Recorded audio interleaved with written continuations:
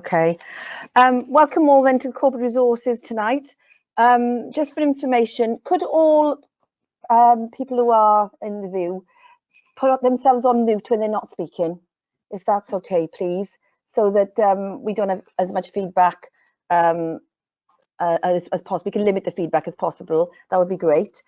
If the participant wishes to speak, can they either raise their hand and we can see you on screen, or if you can use the chat facility and say you'd like to speak, and obviously the chairman will call you then when ready.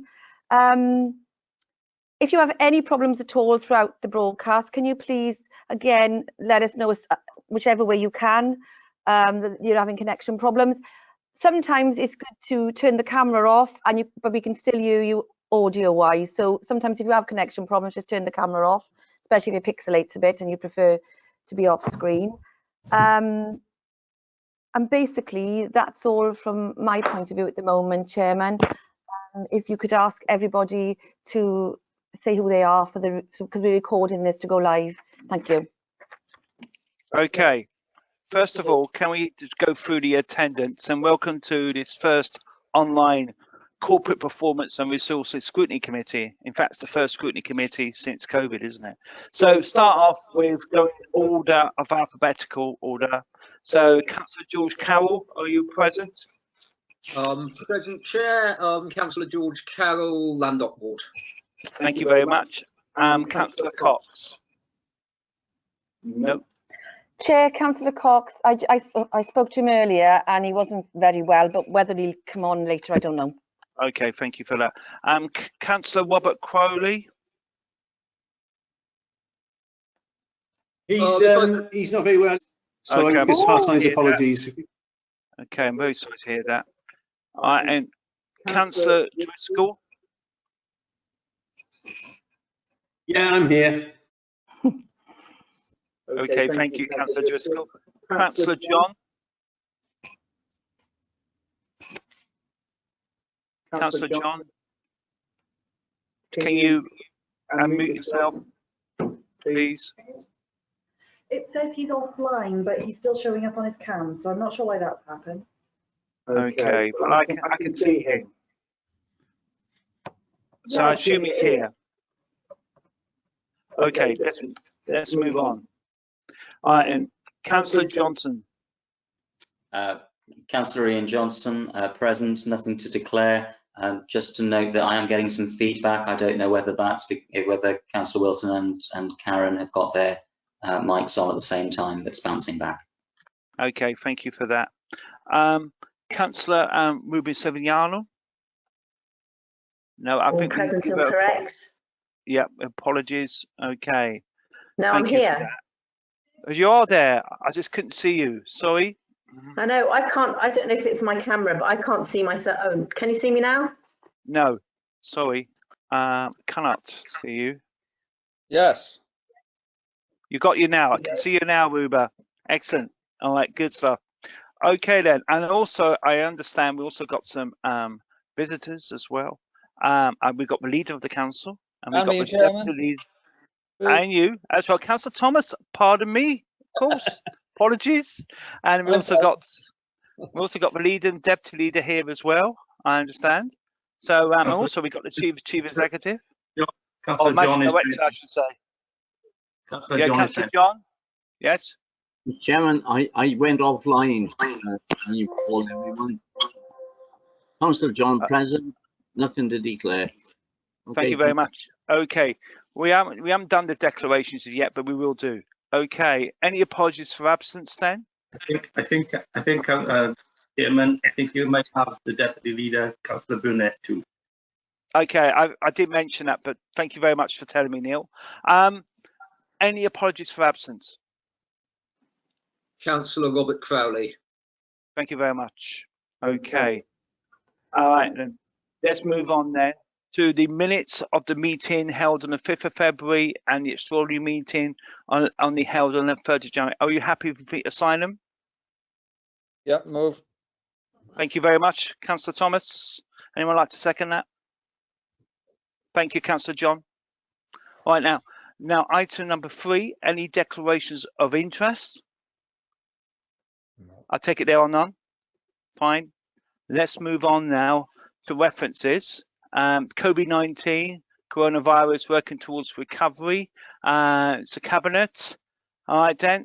Who's going to be speaking on that? Is it Tom? Chair, can I just mention, excuse me, that the references are not available at the moment. The minutes of cabinet are due to be approved shortly. I'm sure the leader and Liz might say, Councillor Burnett might say later exactly what happened to cabinet on Monday for the record. Okay. If that's okay, thank you. That'd be absolutely fine. So, Tom, are you going to present this? Thank you.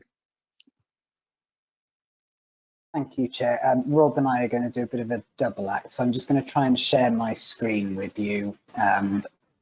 And can you see the presentation on your screens? Yes, I can. Excellent. Yep. Okie dokie. I'm going to hand over to Rob initially. Okay, thank you, Tom. Thank you, Chair. Can I just check first of all if everybody can hear me? Yes, can. Nice and clear. Good stuff. Excellent. So we're just going to go through this presentation, and what we're going to do, it is going to be a bit of a double act, as Tom suggests. So we're going to do a few slides a piece and keep swapping. So what I suggest we do, Chair, with your permission, is if we get through to the various stages in the PowerPoint, and then we'll pause at a particularly good place to pause and take any questions. Yeah, so we don't get all the way to the end. I'm happy to do that. So fine. Just an aid memoir for scrutiny members. The report on working towards recovery went to Cabinet on Monday of this week, and the relevant recommendation from the Cabinet report is highlighted on the PowerPoint in front of you. Recommendation 3, that the report be referred to Scrutiny Committee. We got a bit of feedback there. We've got some issues now.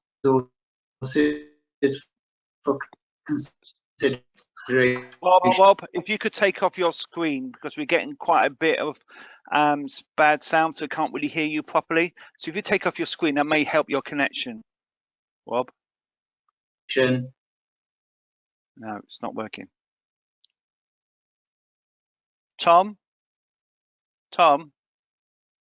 Yeah, I can. Do you want to take over the because I think Rob's got some issues. Yeah, no problem at all. So, can you hear me? Okay. Yeah, I can. Thank you, Tom. Excellent. Okay, no problem at all.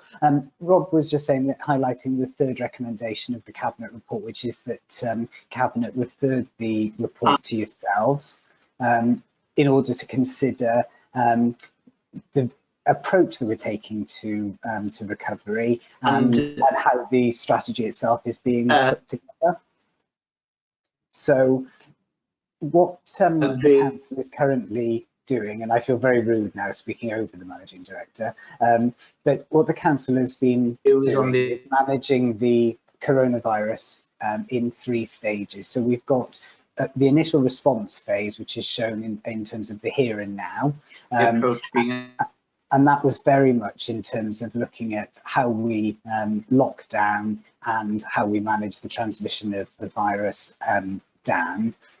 We then have got this transition phase, and that's aligned with the Welsh Government easing of lockdown regulations. So what we're looking at there is the second pillar of that report from the Welsh Government, which basically talks about how you manage risk down in order that we can reopen society. It should be noted, though, the reason for those circular blue arrows is that, as Welsh Government have made clear in terms of those circuit breakers, if the R value goes above 1 and they then need to, in effect, invoke those lockdown measures again, we would go back into a response phase rather than working through transition. And recovery then, which is the bottom, which is the major focus of this evening, is about how do we work through to recover into whatever organisation that we want to become. So The first section of the presentation is about response, just to give you some context in terms of how we've been managing this. So the objectives that the organisation had at that point was very much in terms of caring for the most vulnerable, so childcare hubs, homelessness, social care, the provision of food, for example, how you manage and maintain public spaces in accordance with social distancing and that lockdown, so the very early days when we were looking at only essential outdoor activity for exercise, for example. Ensuring lockdown measures were in place. So an example there is the use of the tannoy vehicle, where we were encouraging residents to comply with those. We mobilised the workforce very quickly to work from home where it was possible to do so, and obviously for those people where that's not possible, ensured that they could work safely with the provision of personal protective equipment. Huge amount of working across organisations, so the UHB, Public Services Board, working with WRGA, and I'm sure the leader will discuss later the links that he's had with other leaders and Welsh ministers throughout.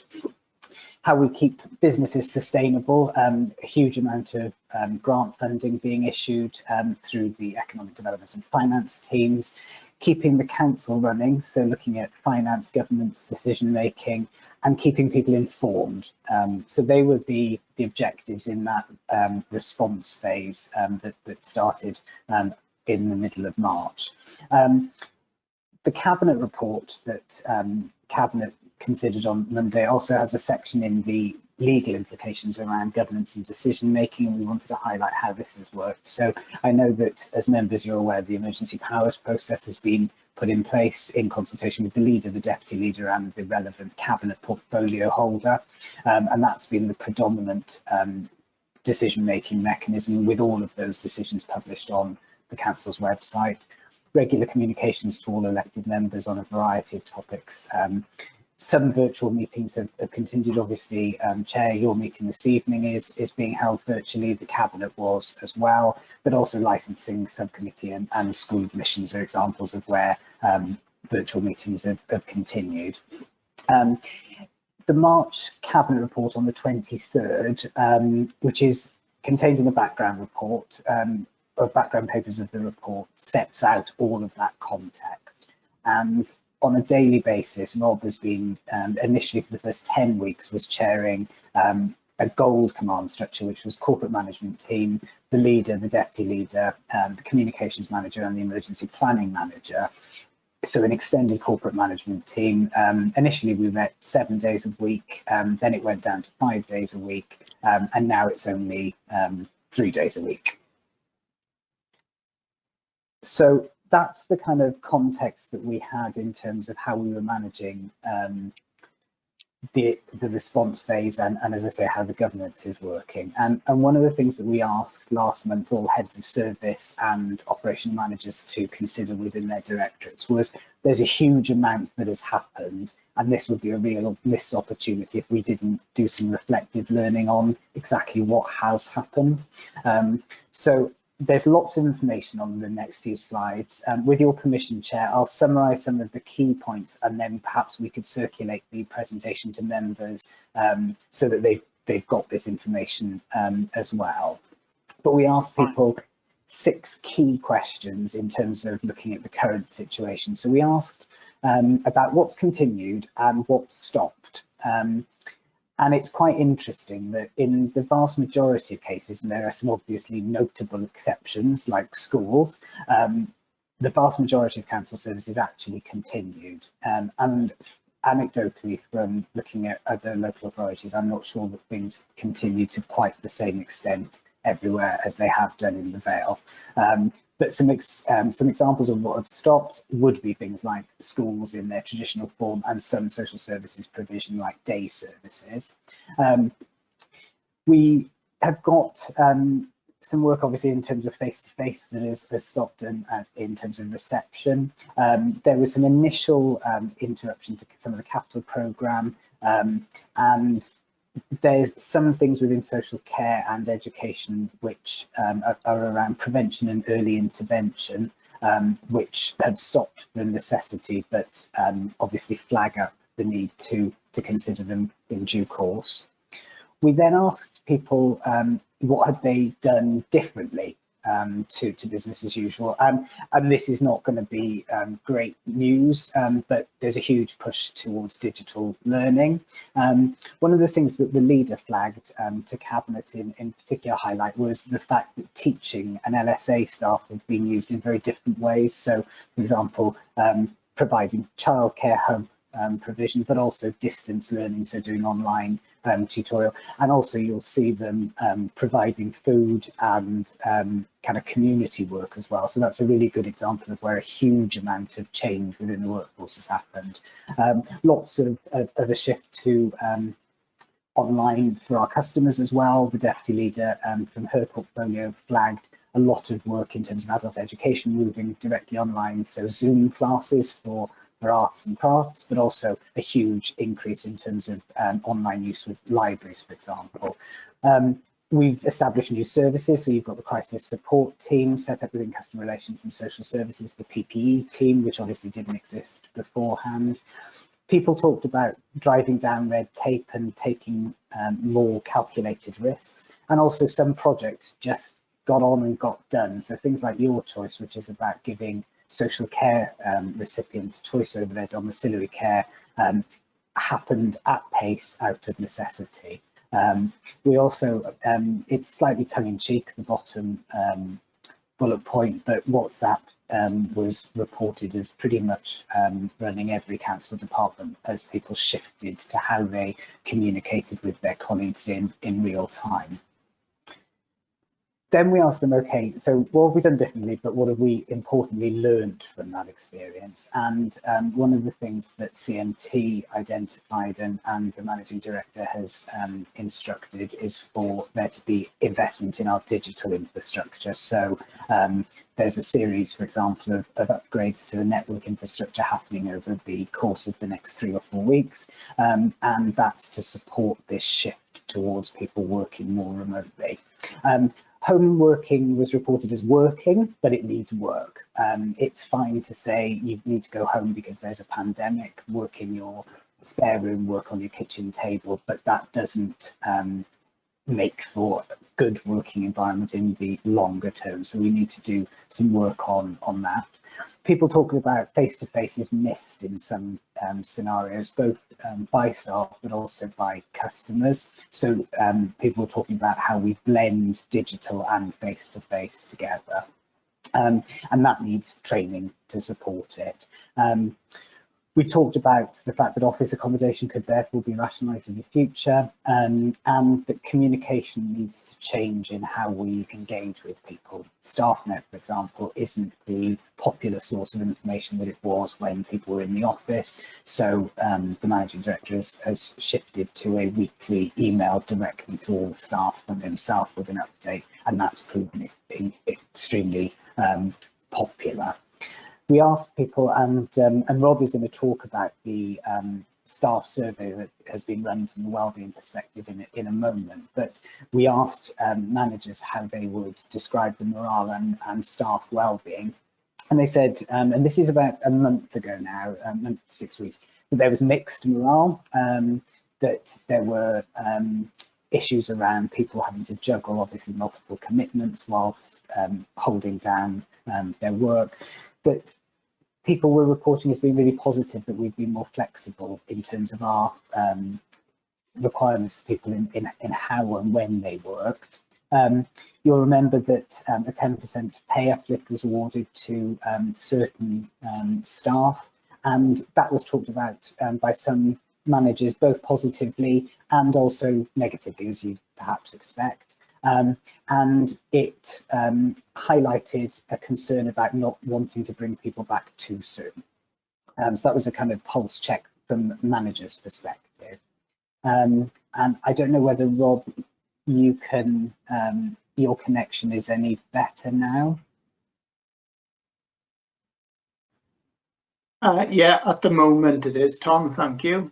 I can't give any guarantees how long that's going to last for, though. It lasted all of half a slide last time, so let's see if I can do any better this time. That's my cue to take over, I think. So what demands and issues are emerging for us as an authority? I guess the first issue is that a lot has changed. It's only 3.5 months since we had the cabinet meeting on the 23rd of March, and what we've seen in that time is that the landscape has already changed significantly. We've been in the response phase of this emergency initially. That started in earnest before March the 23rd, which was the last cabinet. But we're now still in the response phase, but we're also entering recovery. And what we need to do is we need to look at our interventions and our services in terms of how we want to shape those in the future. The use of technology, Tom has already mentioned. We can't underestimate that. If we hadn't invested in the technology and put the effort into the technology from March onwards, we would never have survived as an organisation. You can't send people home away from the workplace without that technology in place. It was frustrating at the start, I have to be honest, but full credit to the ICT team.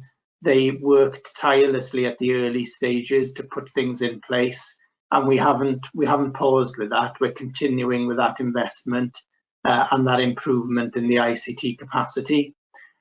What we have changed, well, what we have noticed rather very, very recently as we've eased into lockdown, we've seen an increase in antisocial behaviour as society has unlocked, as more and more people are able to get out and about.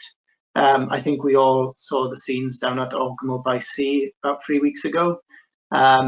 We've also seen an increase in domestic abuse reports over recent months, as more and more people were staying at home and in lockdown. That brought with it its own challenges.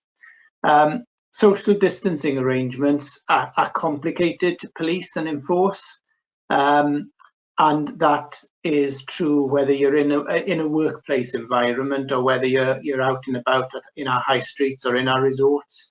So you can imagine the investment we're putting in terms of time into our office environments, in terms of putting social distancing measures in place. But the same applied for our frontline staff in terms of those staff using vehicles, for example, to carry out their day job. Personal protective equipment, or PPE, for staff was a big issue right at the start of the response phase. What I don't want to see is us to take our eye off that and to get into the winter months and potentially see a second spike or a second phase of coronavirus and have to go through the pain that we went through back in March in terms of sourcing PPE. So from my perspective, corporate management team Gold meeting this morning, we discussed the relevance of PPE, our PPE function becoming embedded in the work that we do for the immediate future. The availability of materials and equipment was an issue for us because supply chains were affected by coronavirus. Good example of that was the supply of hand sanitizer, which we were urgently sourcing for our office environments, for our workplace, for our frontline staff, and for our schools. Flexible working, we were already trialling a new flexi scheme where we had increased the core hours for a small segment of our staff in terms of piloting how that would work. As you can imagine, with working from home, the flexible working policy was set aside, timeware was set aside, and there's far more emphasis now on not the time that people are keeping, but the outcome and outputs that people are producing in terms of the way forward. So there will be a discussion, and that discussion has already started in how do we take that forward in future, especially as more and more staff are going to have to work in a more agile way into the future. A big issue for all managers has been supporting staff during this time and supporting the mental well-being of our residents as well as our staff. That's been a key issue. For some people, home working is straightforward. For others, it's more complicated. And for probably the majority, a hybrid situation would probably be the favoured approach in future. And also that demand that we had seen for our services pre-COVID, that demand is now starting to ramp back up as we ease out of lockdown. And there will be increased demand at some point in the future as well, in the not too distant future. So, for example, government announcements are coming thick and fast on a weekly basis. We do our best to be cited on those announcements before they happen, but as one would expect with an emergency of this nature, the lead-in times are not great in terms of the time period we have to react. And there have been many cases where we've set out our own guidance and our own policy and our own direction in terms of when we ease the Vale of Glamorgan out of lockdown, for example. Good examples of that are involving what we did with our country parks, with opening our coastal car parks, with opening our public conveniences in towns and resorts. I think we were probably one of the first councils in Wales to reopen those kinds of facilities. And that wasn't done because we thought there wasn't a risk from COVID-19. It was done quite simply because we were balancing the impacts of parking in residential areas in our coastal resorts, which brought with it its own problems for those communities and the residents that lived in those communities. So that gives you an indication of how it's important in all these instances to balance that demand and the pressures, partly from coronavirus on the one hand, but partly from the impact of on our communities on the other. In terms of staffing, some functions that we provide and we will have to continue to provide for, we need to look at the staffing levels. A good example, leading on from what I've just talked about, is enforcement, for example, in terms of enforcement of PSPOs, enforcement of parking controls, antisocial behaviour, working with the police. That's going to require increased partnership working. And our office accommodation is going to have to be prioritised. When we're not going to be in a position of bringing everyone back into the offices at the same time. I would perhaps pose the question whether we even need to or want to bring everyone back into the office at the same time, even if we could. But that will be essential for some face-to-face services. And the key issue for us at the moment is how do we prioritise those face-to-face services? And there is a call, an increasing call for some of our repurposed staff to be repurposed back, if that's the right phrase, to their home departments where they came from initially, because the need of those originating departments is now ramping back up. So those are some of the key issues that are emerging. I don't know if you can move it to the next slide. Good. So is that a good place to stop, actually? I don't know. I don't know, Chair, if you've stopped once already, because I was. No, we haven't stopped at all. Okay. Just carry on. That's probably a good place to stop. Fine. What I'll do, I'll invite anyone else to speak now about this issue, and then yes, Councillor Johnson, and then Councillor Carroll initially. Councillor Johnson first. Thank you very much, Chair. Thank you very much to Tom and Rob for the presentation so far. I think it's important for to put on record our thanks to all of the staff for all the hard work in unbelievable different conditions that none of us could have anticipated at the start of the year. And it's important to see and understand all of that. I'm quite relieved. I think that most of the presentation so far chimes with experience of other organisations that I'm involved with, some of varying sizes. The challenge I think that we're facing now is very much about how, having frozen everything in March, how we deal with the ongoing COVID issue, whilst also dealing with those that return to normality, those returns of demand, and especially the pent-up demand areas.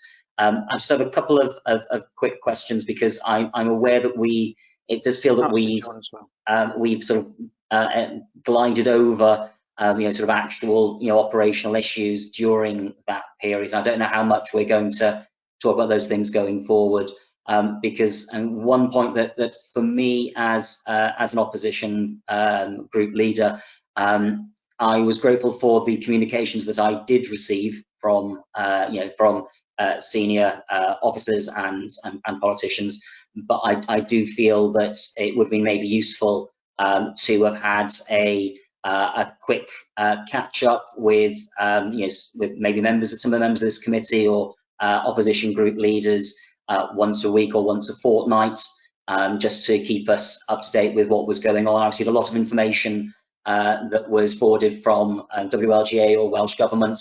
That was interesting Welsh information, but I knew that information from other sources. I wasn't getting, I didn't feel I got quite as regular updates on what was happening on the ground for us in the Vale. So if we do have a situation like this in future, then I would appreciate some form of of update around that. And there are, whilst I think some officers have been very good at getting back to me and to members of my group with answers to queries, there are other times and issues where that hasn't really been the case, and I feel that that other people are telling me things that really, as a councillor, I should have been informed of in advance. So there are some gaps, I think, in the information that that I've received as a ward councillor and as a group leader. Just to have been sort of made aware of issues relating to PPE or issues relating to impacts upon council finances as those things take place. I'm aware that I was very actually very sad that there's been I think 102 deaths in the Vale as a result of COVID, with 13 of those in care homes. I would have appreciated sort of a bit more, maybe candid is the right phrase, but certainly updates on that, and also an understanding of the actual impact upon council finances. As a member of the Corporate Performance and Resources Committee, I see statements that talk about the impact, but actually nobody really giving me figures or explaining, okay, we've had X number fewer people going into council tax arrears, people not paying rents on social housing.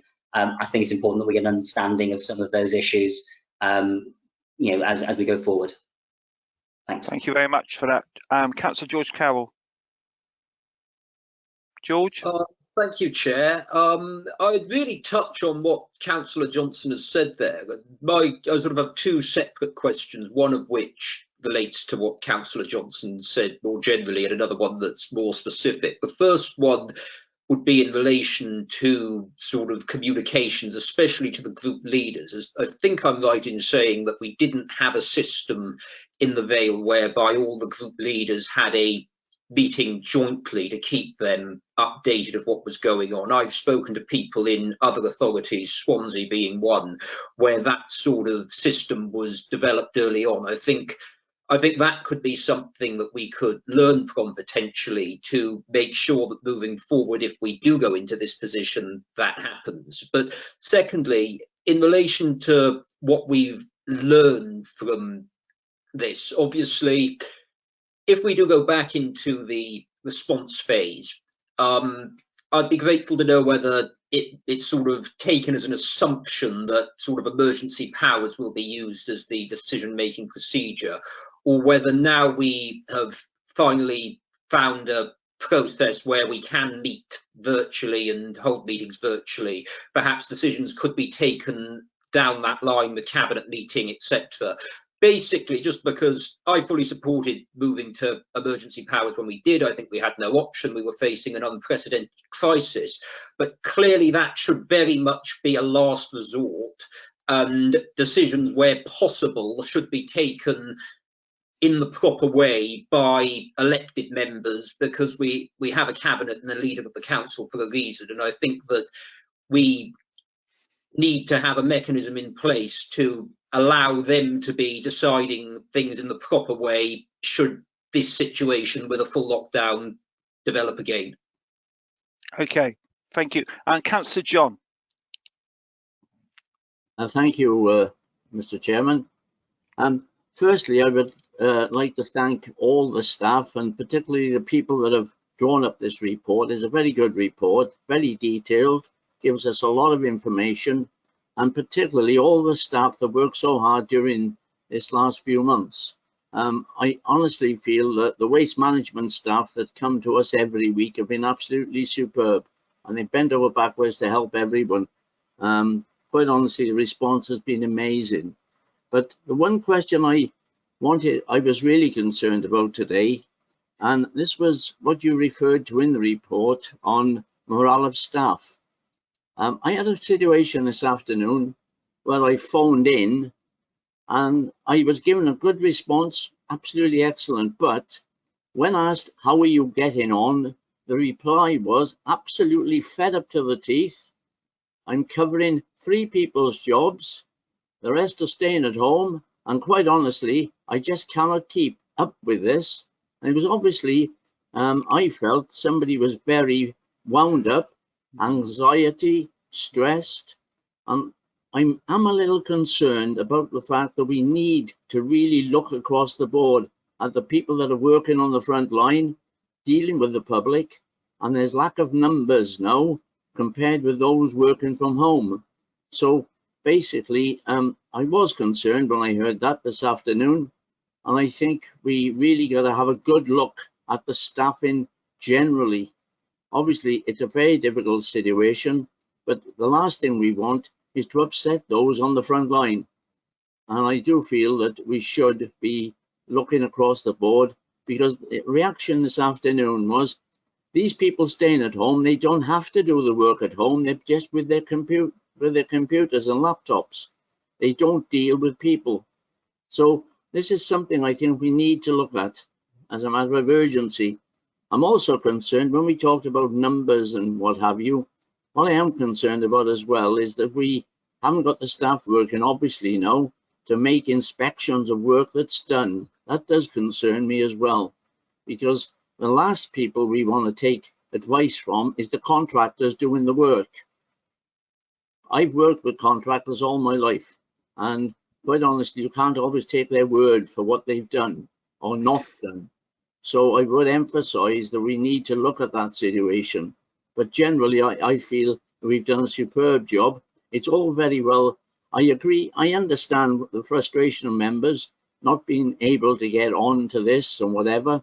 I chaired a meeting with Cardiff back in May the 22nd, and it went really well, and I was on Teams. But quite honestly, I do feel that, yes, we can all be frustrated, but we've just gone through something that we've never experienced in our lives before, and it's not over yet. And the important thing is we take step by step. So thank you, staff. Excellent. I appreciate it. Thank you very much for that, Councillor Ian John. Any other member before we bring in officers and perhaps the leader and deputy leader of the council? Mr. Chairman, can I just say a few words? Yeah, sure. Yeah, sure. Of course, John. Yeah, I'm not going to repeat everything that other members have said. I concur with most things that have been said. My one sort of concern is the effects that this has had on the long-term finances of the council, and just whether somebody could comment on that as we go through. So thank you, Chairman. Thank you. Anyone else before I bring in anyone else? Anyone else? Okay then. Would the leader or deputy leader like to respond firstly, and then perhaps maybe the managing director and the head of performance? I'd like to say a couple of words if I could. Yeah, of course you can, leader. Before I answer some of the queries that were there, I think it's right and proper that we formally thank all those who contributed to keep the council services running in the main. Yes. Because I think people have lost sight of that, is that even though we've been in this pandemic, the majority of the services have continued. Many of the staff members have actually stepped up and continue to work either by attending the offices, and I'll come back to the bit that Gwen was on about, but mostly remotely from homes, because the offices were closed. The offices weren't conducive to have people in there to have social distancing, so we've had to deal with that as part of the recovery.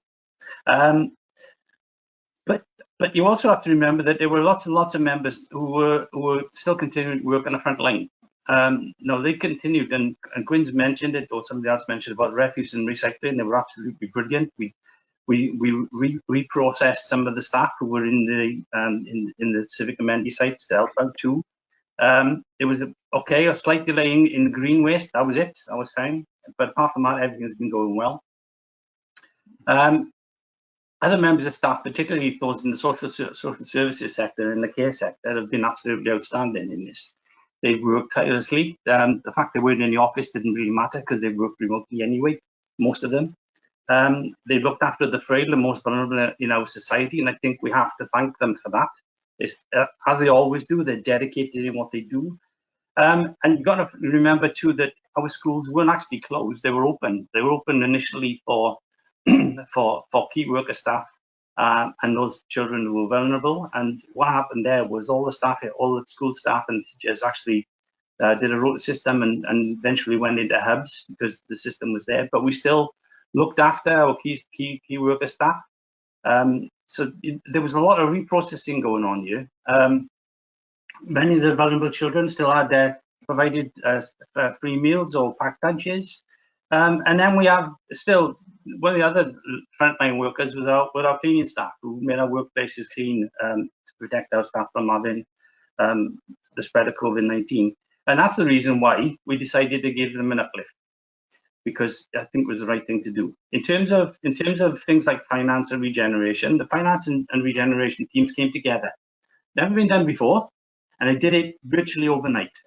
They came together to look at businesses, to look at rates, to look at the rest of it, to look at the grants. And in that time, approximately 26 million quid's worth of grants has gone out. They were turning them around like you've never seen in your life. We still have some issues with one or two of them because people need to give us more information. The grant system's failed now, stopped now from Welsh Government. But the other thing that we did, of course, was actually give out about £10 million worth of business grants. So there's a lot of work going on in terms of finance. And in terms of how much the finance, it's difficult to equate at the moment. And that's one of the problems we have. Because what's been happening in terms of finance is that we've been logging everything against the COVID code, let's put it that way. We had to go out and buy lots of PPE. And that was a major issue initially because where we were getting it from. We worked with Cardiff as a system and a bank, if you want.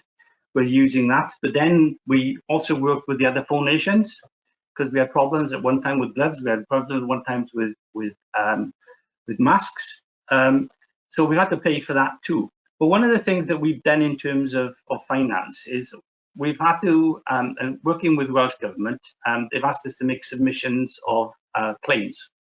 So Welsh Government also give us a rate support grant for the first 2 quarters straight away. So we had money in the bank.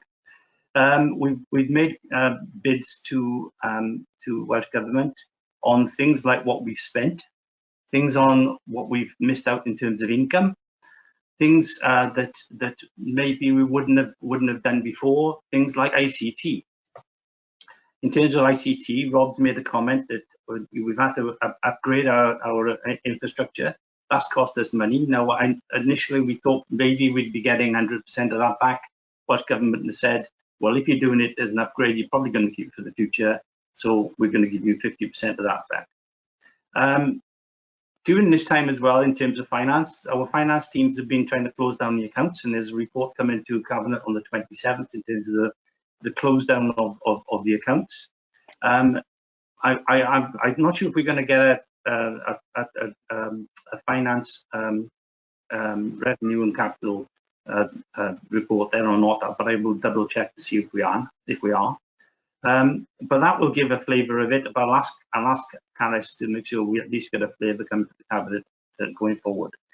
In terms of what's happened as well is one of the things that's happened that, to be honest, working from home hasn't been easy, because in terms of where we are, I think quite a lot of the mornings I started at 8, 9, well, reading emails at 8 o'clock, start work at 9 o'clock on Teams, and ending at 6 o'clock or 7 o'clock at night, well, without a break, to be honest. And it would have been very difficult to actually bring together everybody, although I take your point, but I will also make this point, is that nobody's ever asked for one. I'm here, I'm on emails, nobody's ever asked for a meeting. What we've done instead was we sent out regular reports to everybody. But I take your point, and we'll consider that. But one of the things we've also done, and something which I didn't think would happen, is the 22 local authority leaders have worked together as one. Didn't matter what political background they had or none. They continued to work. They met initially, as did the Gold team, every day of the week, including weekends sometimes. We're currently working once now on a Friday, but we're also working, and again, something else has never happened before, is we've actually met 22 leaders have met with Welsh ministers on a regular basis, every week, if not twice a week. So we've done a hell of a lot of work, to be honest, in terms of that. The other things that people might have missed is that we haven't got any rough sleepers on the street, because we've ensured that every rough sleeper that wanted a place to stay have had one. I'm not aware of anybody who hasn't actually had one eventually. There was one person I know of who didn't want it, but I think eventually they did. So we've also dealt with Home Office and Welsh Government in terms of prisoner releases. So we've dealt with that. We've had issues every day about, we've closed things down. Why have you closed things down? Somebody's happy you closed things down. Somebody's unhappy you closed things down. Then when you turn to recovery, and we were having lots of problems because people just weren't getting the fact that COVID-19 is out there. We're having problems in our car parks. People displaced parking was going on. So we tried to address those sort of things. And we will have another report come into Cabinet on the 27th to deal with some of the things we've learned through things like car parking, etc. One of the other things that we've dealt with is we closed lots of things down, parks, our car parks, and I think it was the right thing to do. The staff in the offices, yeah, I guess there are staff in the offices who are tired, and you've got to accept that. But I tell you what, there's lots of people who are working at home are tired too. So I take the point. If you know who that person was, Gwyn, I'd like to know, because then we need to see them and give them some support. In terms of recovery, which is where we are now, one other thing I want to talk about is emergency powers. The reason we carried out emergency powers, and they weren't carried out just by Rob on his own and the cabinet and the management team, they were dealt with by every cabinet member and me and Liz. Nothing was agreed unless cabinet agreed it. But the point was, most of those things have to be agreed within 24 to 48 hours, because what was happening was Welsh Government were coming out with diktats and we had to deal with it there and then. So it was a case of, if we didn't do it today, we weren't going to meet the deadlines, and the problem was we wouldn't achieve our aims in trying to combat COVID-19. We had arguments. We had arguments with Welsh Government. I had arguments with Welsh Government over PPE testing, but saying that, our team, in terms of PPE testing, through Tracy and through Debbie, was absolutely superb. We probably at one time had more testing than any other authority in Wales, and they were coming back, and we knew where we were, and it was done. And that's the reason why we only sent out emails when we could, as and when we could, because to be honest, we just hit the ground running and we never stopped running. So if there's an apology, I apologize. but I don't really, because there was nothing else we could do. There was nothing else we could do. We had to deal with a crisis. This was a crisis that nobody has ever seen before in their life. And it isn't over yet. So all I want to say is, if we've made some mistakes, fine. But unless you do something, you can't make mistakes. If you sit back and do nothing, you won't make a mistake, but you'll be criticised. I'd rather be criticised for doing something and you not agreeing with it because you weren't told, because I think you all were told. And if anybody wanted to know anything, all they had to do was pick up the phone or email in. So I'm not going to say anymore because I think I've said too much already. But if anybody wants to ask me other specific questions, I'm more than happy to respond. Okay, thank you very much for that, Neil. Liz, do you want to come in now? Yes, if I could unmute myself. I won't go into huge detail because anybody that wants to watch the webcam of the cabinet meeting will be able to see the main points I made on this report. Just a couple of things that I'd like to draw attention to in paying tribute to our staff are the huge levels of creativity, innovation and flexibility that has been shown. I won't go into the fact that the realization that some people hadn't had a day off in well over 10 weeks at one stage was quite daunting and a bit worrying at times. But some of the things in terms of what we've seen, we talked about, you know, the schools and emergency powers and that sort of thing, where they were completely redrawing plans and implementing them within 48 hours as guidance changed.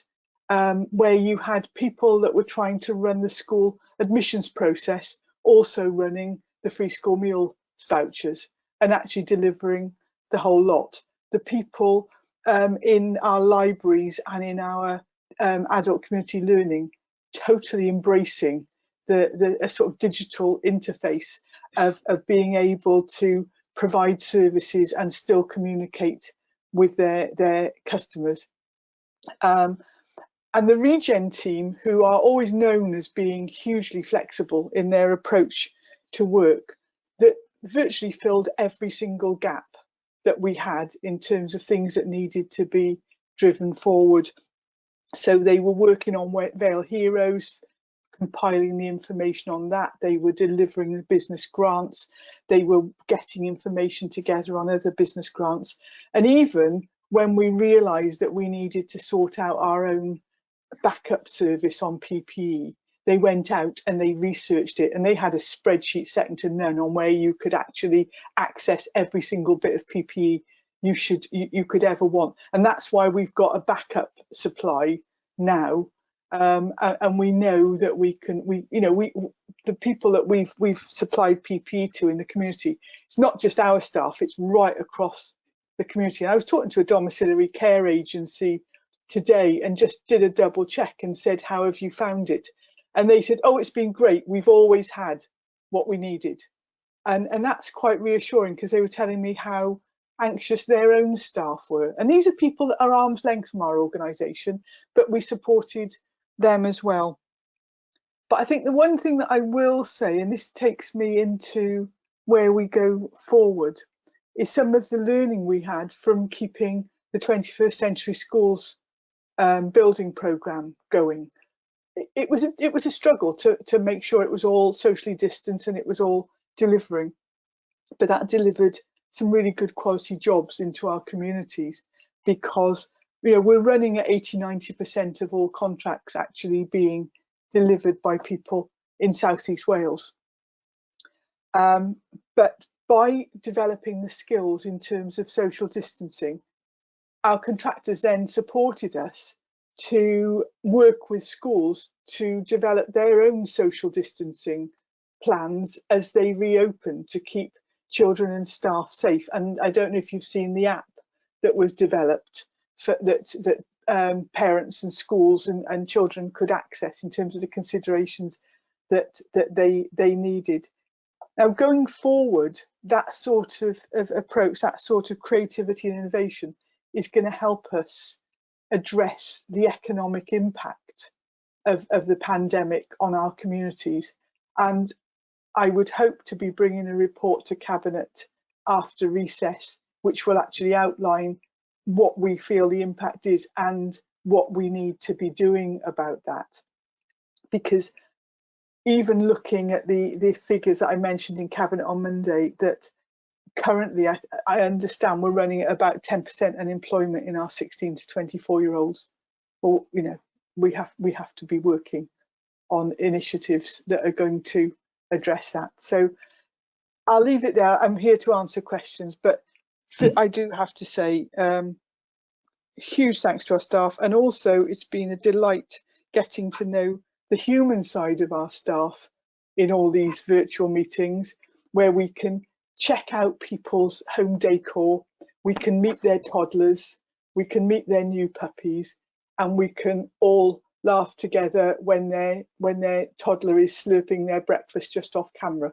But it's been a completely newfound experience, one that I wish we hadn't had to have, but I think there'll be a lot of learning from it.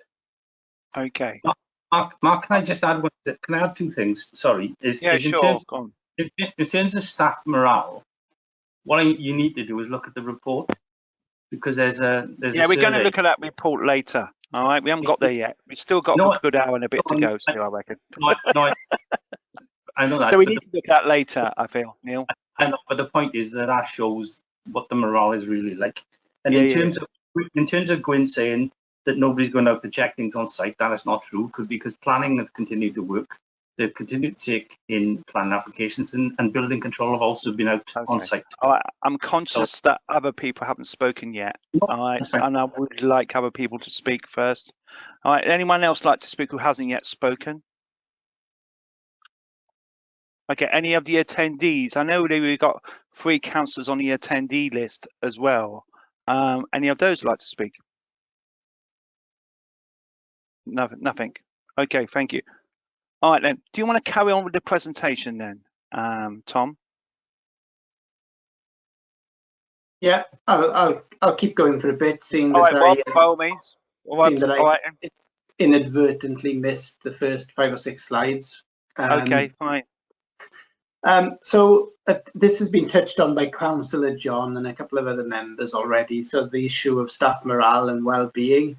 And what we've done, we've been very proud as an organisation over recent years of the engagement that we do with all our staff across the organisation. I think it's fair to say we've come a long way on that. And at the end of March, the world changed for the council, really. And excuse me, what we found was that all the engagement sessions that we had planned had to be cancelled. All the things that had become embedded in the organisation, they didn't slip away, but they sort of took second place for a time. So what we felt was important, that we did a bit of a sense check in terms of how our staff were feeling, how they were working, how they were responding to the challenges, all those kind of issues that Councillor John just mentioned. So we did a well-being survey, and that was around 5 areas. It was around the health and well-being of individual staff members. It was around the views and opinions of staff about senior leadership, the support they were getting from managers, the communication they were receiving, because don't forget what we did. We had a lot of people in office environments. We had a lot of people in frontline services who had access to managers, and that changed overnight, basically. And then we were really keen to get some information back on working conditions. So what I propose to do in the next 5 or 10 minutes, just go through some of the headlines with you, if I may, Chairman. Yeah, sure, yeah, fine. It's on an appendix to the report. So yes. The first thing that jumped out at me when we got this back was we had a 44% response rate. Now, those of you who are familiar with surveys and response rates, I, for one, was really surprised at how high that response rate was, given that we were in a position where loads of staff were working from home. The access they had to IT at the start was quite sketchy, I think it's fair to say. although that did improve with the investment that we put in. But to have over 1,100 responses on a survey which the window wasn't particularly lengthy, and 70% of those who did respond were currently working from home. So what you've got there is that already we've got a bit of analysis that 48% of our workforce is currently working from home in some capacity. We asked how they would like to continue working in future, and over half of those responses said they'd like a mix of home and office or workplace, so a bit of a hybrid. A third said they'd like to continue working from home for most of the time, and just 14% said they'd like to work from the office most of the time. So those are the initial high-level responses. So if we can go over to the next slide. We then asked a series of questions about people's health and well-being. We asked people how worried they were about the impact of coronavirus on them personally. And you can see the results there on the left-hand side of the screen by directorate. You'll see that the overwhelming response for most of those questions, for that question across most directorates, were in the somewhat worried category. Green being not worried at all, dark red being extremely worried. And then we asked them to rank or rate their mental health at the current time. So again, you'll see that the vast majority of the responses were in the excellent, good to fair category. But there was a minority who said it was poor and very poor. And that was similar and on basically very, very similar across all 4 directorates. So if we go for the next slide. These are high level. This is a high level analysis as well. I need to stress that, because we have got a lot of data behind this, which we're currently looking at, because this survey has not long been returned. So we asked people about their health and well-being. We asked questions around whether people knew where to go for support, whether they understood the steps the council is taking to ensure health and well-being, and whether they felt that the council cared about their employees' health and well-being. And again, you'll see from the responses that the overwhelming majority either strongly agreed or agreed with that. Quite a substantial amount were neutral, very few disagreed or strongly disagreed. And then we come to the question about the visibility of senior leaders and trust in senior leaders, and whether the senior leaders have been accessible during the current situation. And then you'll see again there the category of responses in terms of agreed or strongly agreed and neutral. So those green and amber colours far outweigh the reds. Next slide. So communication. Real key issue with communication is, I guess, and Tom will know more about this than me, but I guess the more you communicate with people, the more they want to be communicated with, and the challenge in issuing communications to staff is to get that balance right between sort of communicating to stuff that people don't really need to know or want to know, and getting that balance right is important. Bearing in mind we couldn't rely on StaffNet at the early days because of ICT issues. So this is one area where I think all of corporate management team and senior managers and cabinet can take a lot of pride from, in that the results on the communication side is remarkably high given the challenges we've had in reaching our staff during this time, and missing that face-to-face person-to-person contact that one would have in an office or workplace environment. So 65% of those who responded indicated that they have had an opportunity to engage in two-way communication. 84% know where to go to find information. 70% think that the communication has been helpful and reassuring, and 80% feel they've been kept up to date and well informed. Now that's been helped, I have to say, by the launch of the StaffNet Plus app, which people can now have on their personal mobile phones, which is a new application that we've put in place and happened.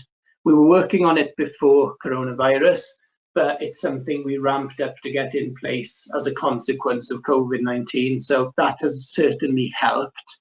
And I don't know if we can move on to the next slide. We then asked questions about line manager support, and the results here gave me a great deal of reassurance about the contact and the communication between immediate line managers. Now, this isn't necessarily chief officers. These are team leaders, and these are people at various grades across the organisation who manage teams, big and small. So the results in terms of the trust given by line managers to people to do their job, the information flow, the communication, the accessibility, these results are remarkably high. And at a time when we changed the way we were working, and a lot of people that we're talking about here are working from home and don't have that personal one-to-one contact that they would have had were they in an office or in a workplace. I found these results staggering, to be honest, and I took a great deal of reassurance from these results in terms of the accessibility of our line managers. And then we asked the question around working conditions, satisfaction about the flexible arrangements that we've made, understanding of the expectations of individuals, and whether people had the tools and the ability to perform their job safely and effectively. So again, the feedback here was really positive. So if we can go to the next slide. And this, I think, is the concluding slide in terms of the well-being survey. So we asked them we asked those people responding to name their two biggest challenges. So not surprisingly, top of the tree was the IT issue, and the second and the third was the communication with co-workers, and the third was general anxiety about the impact of COVID-19 on individuals, which I think are reflected in some of the answers.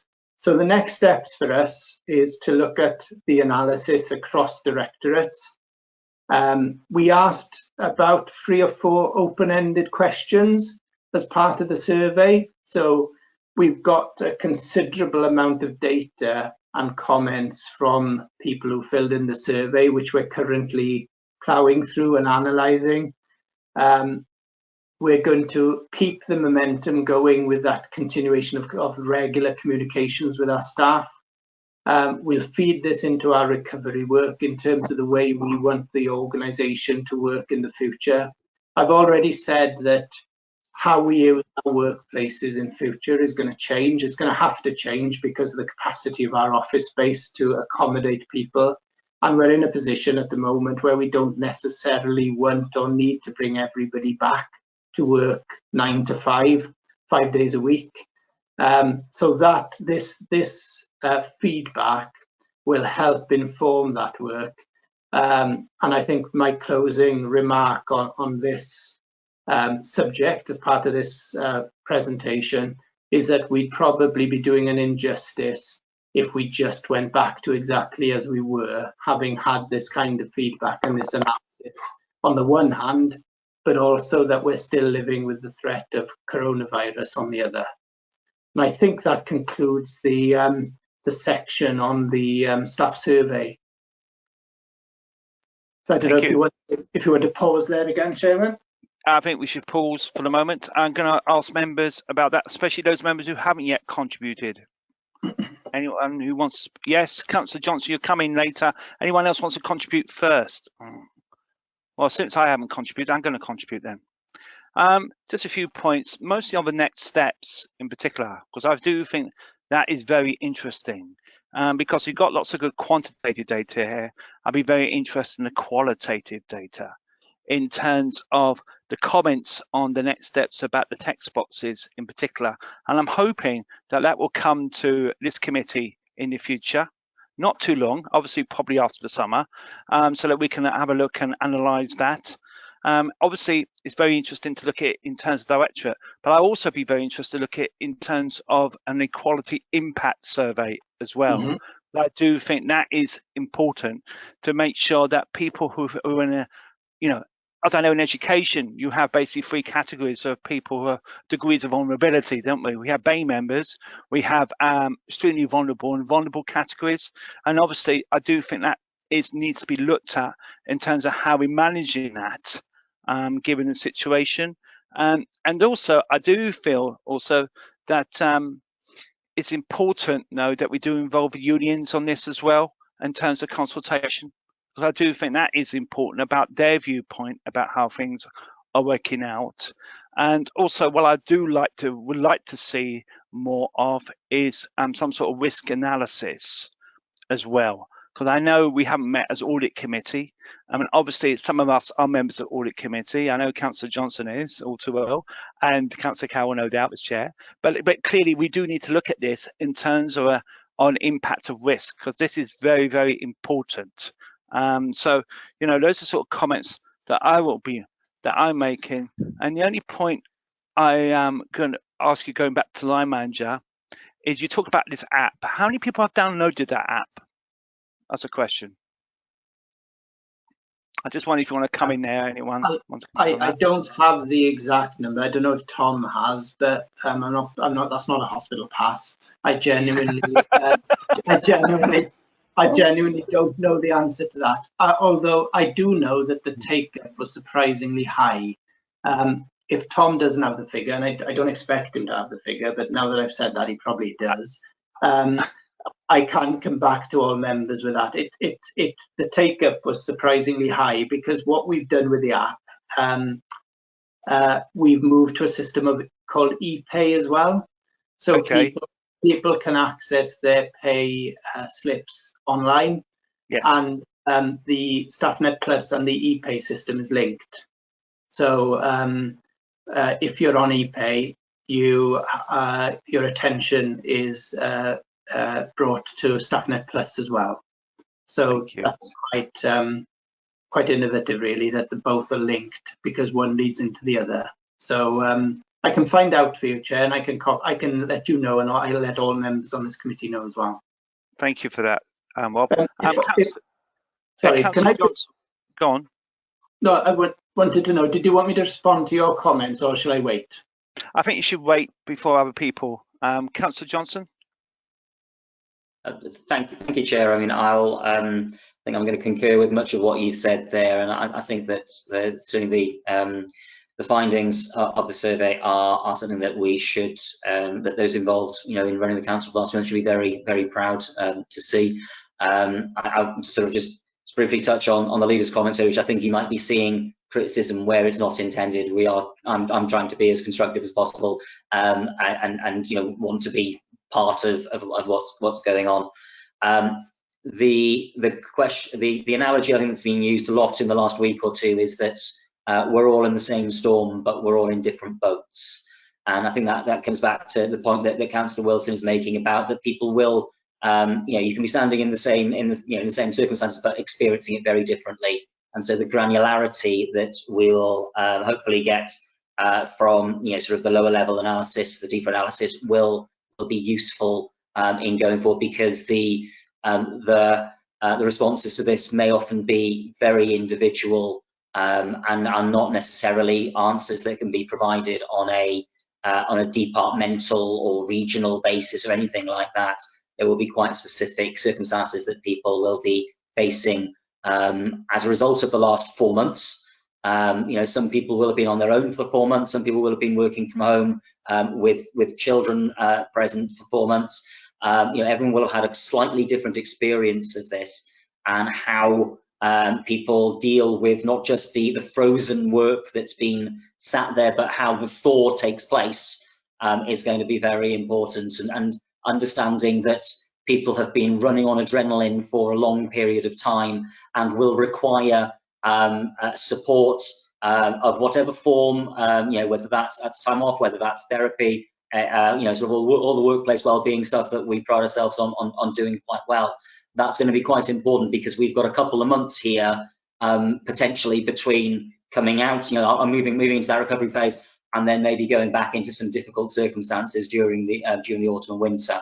I was reminded earlier on today of the Spanish flu, which had its first hit in the autumn, and then nothing on 4 months, and suddenly exploded everywhere. And so it's trying to make sense of that even in our own heads, about the fact that the number of positive identified cases locally are quite low at the moment, and the fact that it could be hugely different in a couple of months' time. And lockdown in winter when it's dark for 18 hours a day is a different prospect to lockdown when it's quite nice and sunny and you can at least go and sit in your garden if you've got one. So I'm concurring with Councillor Wilson's points, and I think it's important that, as expected in my role, it's important that that Tracy and others in the HR department, etc., are considering what our workplace wellbeing offer looks like, and how we can make sure that is properly resourced, so that people can get the support and access to support that they need when they need it. Because right now, I think it's probably fair to say that everybody needs support of some sort, because this is a period which is like nothing we've gone before. I don't want to cliche that, but we all know that's true, and we don't know how any of us will actually, how society will respond to that. And the idea that we just flip back to a new normal isn't the reality. People are going to go through. There's going to be a lot of work that's going to have to go on with with children, for example. The certainly cohortal effect there, and everybody who's been through this. A lot of people with bereavement issues, people who've been isolated from their families and friends for a period of time. There'll be all sorts of things. It's not just working for 35 hours. And just to finish on a point that we made in the joint liaison with the unions last time, it's that everybody has support needs of a different type, but everybody has support needs. And just assuming that you are who you are in the office for 35 hours or 37 hours a week is a different thing.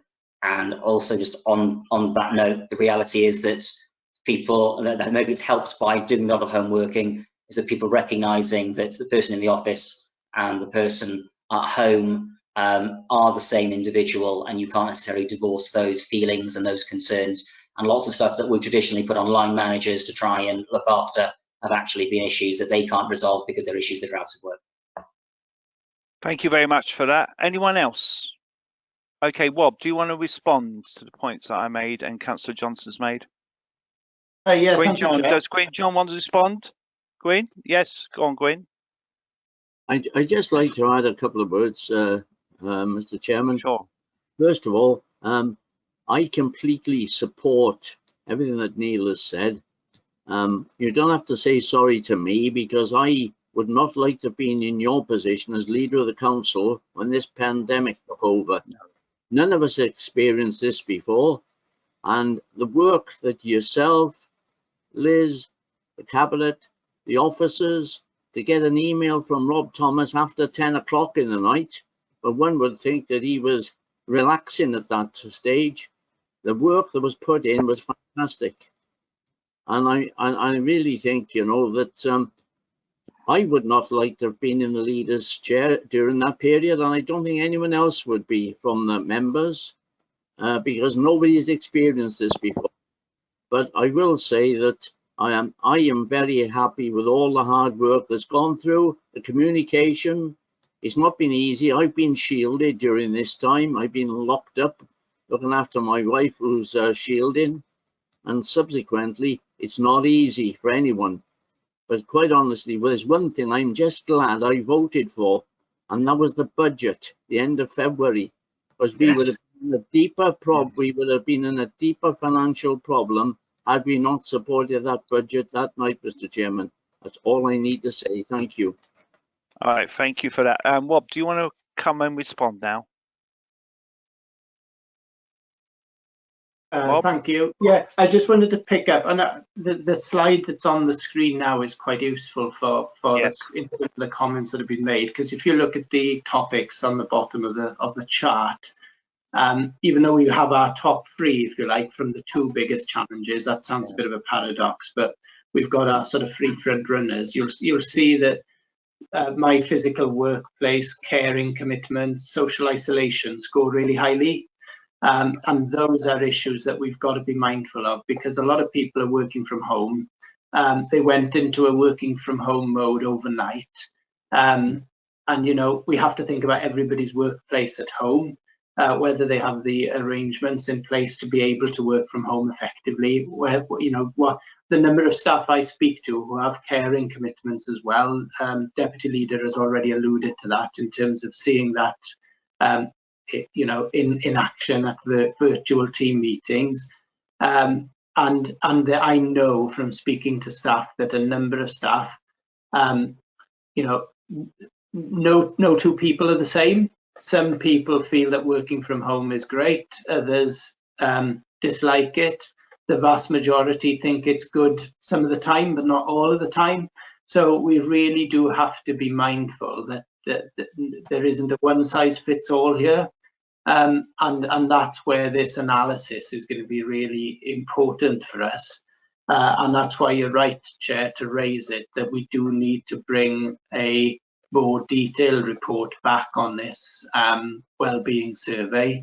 The reason the wellbeing survey is appended to the Cabinet report is because we did that very quick early piece of work around the initial analysis, and it would have been remiss of us not to include it, because it does help us inform the journey to recovery. But you're right, we do need to drill down and get some deeper analysis of both the quantitative and qualitative data, and we need to understand a lot of those comments. And we need to pick up on those areas that are in the light and dark red, and we need to understand that might not be a majority by any stretch of the imagination, but in some cases it's more of a minority that we would perhaps have liked, and we need to understand that, and we need to understand some of those comments and some of those reasons for scoring the responses in that way. So there will be a more detailed report on this to follow. You're right, it probably will be absolutely best. Sorry, Rob. Can I just come in on that? Because have you got more to present?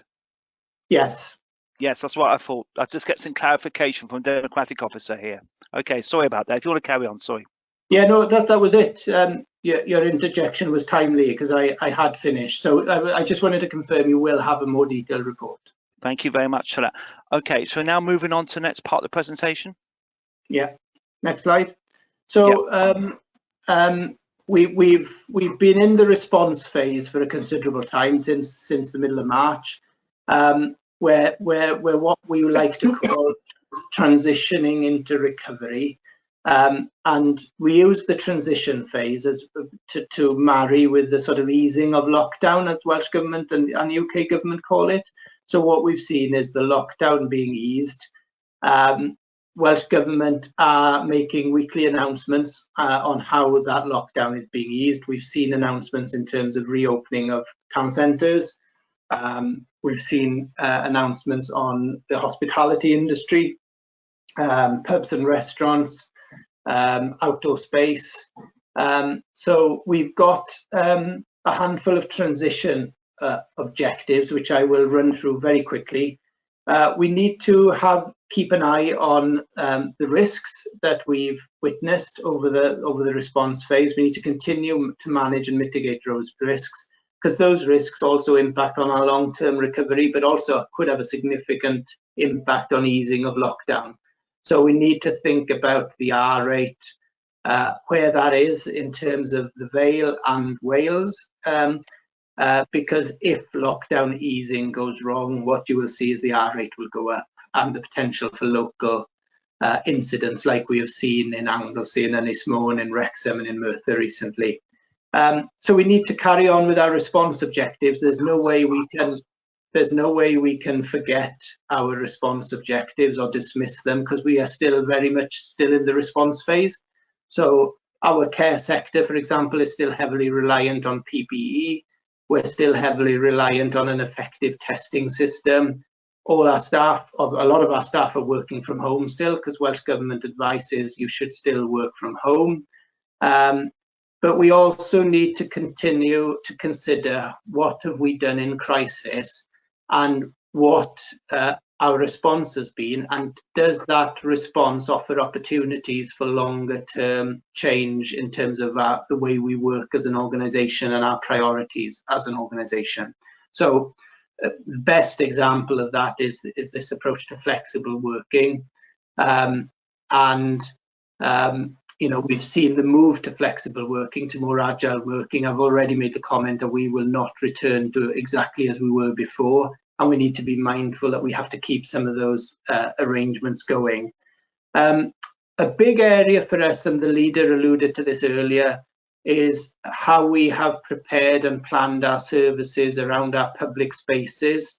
In recent weeks, you would have all been informed when we closed our coastal car parks and our town centre car parks and our public conveniences, in the same way as you were all informed when we were making plans to manage our town centres for the return of shoppers and visitors, and that we were reopening our coastal car parks when we did, and our public conveniences. Managing that has been challenging because we're managing, as I said earlier, counter opinions from many communities, and getting that right has been challenging, particularly in some of those attraction areas like our country parks and our coastal resorts. We were balancing the needs of our local residents and our communities who live adjacent to the country parks, and we're seeing overspill parking. And we were balancing that against the dangers of opening too early and encouraging a lot of visitors into the Vale of Glamorgan when lockdown was still very much in force across Wales. Support for the well-being of staff, elected members and our residents, we've already referred to that. That's going to be an important element of our work as we move into transition, and how we communicate and engage with people from in the Vale and partners in how we design our recovery going forward. So we're doing a lot of work. We had a useful Public Services Board meeting late last week. We have a regular meeting now with South Wales Police on issues around antisocial behaviour and how lockdown has impacted on antisocial behaviour in some of our resort areas. So a lot of what we have seen emerge in the last few weeks are really setting the scene for how we work going forward in future. So next slide. So managing transition, what we are looking for at the moment, we've set up directorate recovery teams across the 4 directorates, but we've included regeneration and planning as a separate work stream, simply because a lot of the work that department has been doing around town centres, around our country parks, our resorts, around business support. And we've got some cross-cutting recovery teams that are looking at the areas on the right-hand side of that slide. I'll run through them very, very quickly. Workforce social distancing, so that is around managing our office environments for when we have more people returning to our offices, not forgetting that we have a lot of people still working in our office workspace at the moment. Workforce planning around the well-being and the engagement, so that's around engaging with our workforce, the consultation with staff, the continual communications with staff. Public area reopening, so things like our country parks, our gardens, our high streets. Business support has already been mentioned. Crisis recovery and support around our most vulnerable residents and those residents who are shielding, and issues around food support. Finance and audit is really important. Governance has been discussed this evening, as has the budget situation. So that would be a work stream. School recovery is a massive area for us in terms of September and the challenges that will bring. One thing I have noticed in the last few months is the excellent work that's taken place across our directorate team within the council and all our head teachers and school-based staff, the way they have worked together as one has been really, really brilliant to witness. And long may that continue. It's been a really productive partnership between our head teachers, our schools, and our education teams. Governance, you've alluded to that this evening. ICT is a big area, made massive strides in ICT over the last 3 months, and that is something we're committed to continuing, and something that's going to be really important as people are going to be encouraged to do more online and more remotely, not just our staff, but also our customers. And then the importance of communications can't be understated as well. It's one of the top 3 that came out from the wellbeing survey. So next slide. So the current areas of focus, I've already touched on these, so I won't dwell on this too much, is around these 3 areas. These are the 3 areas that have received probably the most attention in recent weeks as lockdown has been eased. You will have all been aware of the situation with schools across Wales, not just in the Vale, in terms of the question around whether schools were going to return for 3 or 4 weeks. What's more important for us at the moment is focusing on September and issues around the continuity of learning for some of our pupils and the continuity of an education offer. Issues around retail and non-essential retail with our high streets reopening. We have been engaging with traders in all our high streets and also local members around how we can make town centres a safe place for people to return to shop. Big challenge around hospitality reopening, about the fact that that industry can reopen outdoors only initially and then move to indoors with strict criteria from the 3rd of August. So we're busy working with businesses on that. That throws up challenges all of itself, because what might be sensible in terms of the shopper might be something that businesses themselves might not want to see, for example, around car parking, which is a big area. And parks and resorts is also a challenge in terms of the availability of car parking, social distancing, and a big issue across these 2 areas is that issue of enforcement, which is extremely difficult. You know, how do we enforce social distancing? I suggest it's extremely difficult, if not impossible, to enforce. So the communications around that is going to be vital as we move forward in terms of increasing the understanding of the importance of that by the wider public and those people who are using our high streets. Next slide. There we are. That's an useful place to stop again, I think. So we're now on the next part, which is the transition phase. Does anyone like to comment on this bit? Yes, there's Councillor Cowell. Thank you, Chair. If I could ask a question in relation to the car parking, particularly on-street car parking on high streets. There have obviously been well-documented issues in Penarth, for one. There have been other issues in relation to Holton Road and High Street in Barry as well. Obviously, the key focus of this phase, I think, as well as public health, needs to be getting the economy moving again.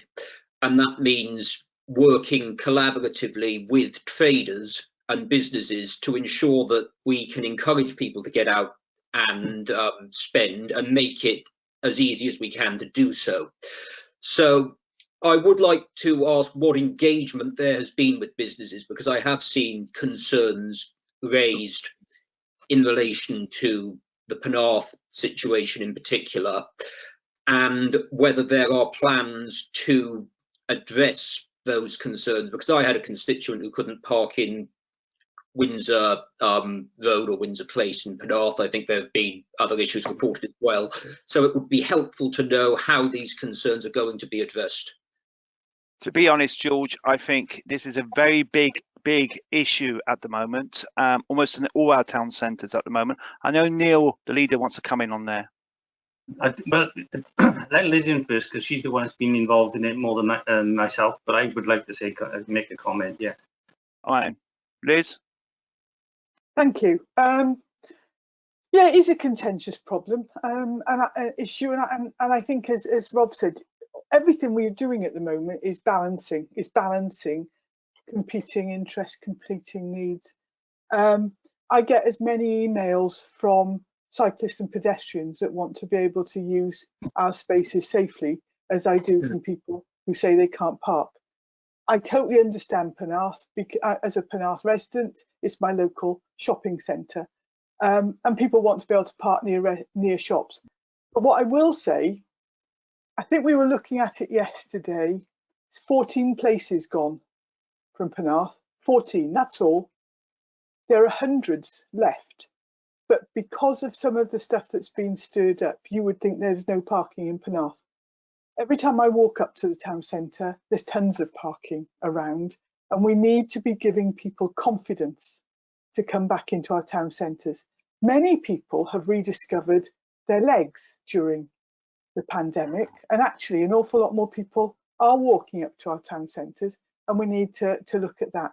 It is hugely difficult for shopkeepers, and those people that know me know that my parents were shopkeepers in Penarth Town Centre when I was a teenager. I know the town, like the back of my hand. It is difficult when people are facing this level of economic pressure in our town centres. And obviously they're going to be concerned with any degree of change.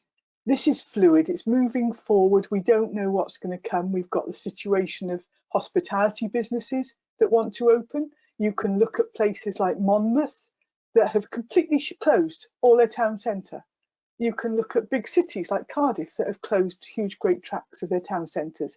Now that's probably not the right option for us at the moment, but we need to keep talking. We need to be flexible as the situation changes, and that's why over the past 5 weeks we've had 4 lots of meetings, both with town councils and also with local trade representatives of local traders groups. We had 4 meetings over the past 5 weeks. The first couple were done individually with town councils and then with trading groups, and then we went to a place-based approach where we meet with town council representatives alongside trading organisations. So what I can say to you is one of the trading organisations in Penarth that attended that actually has 270 members and was feeding back to all those members. The other group, I'm not sure, but a well-established business that was representative of those. Similarly in Halton Road, similarly in High Street, similarly in Llantwit, similarly in Cowbridge. We've got a consensus now that we're moving forward in Cowbridge and Llantwit. There are still tweaks and there's still flexibility that we've got to be looking at in terms of Halton Road and Penarth. High Street, we think we're just about there. But we need to keep talking. We need to be working with people. But as I said, you said about Windsor Road, the only spaces that have been taken out in Windsor Road are by Sainsbury's Boots, Co-op and Pian's Pharmacy, and that is because those are the areas that virtually can constantly have queues of people waiting outside their shops, and it's not possible for people to socially distance in that area.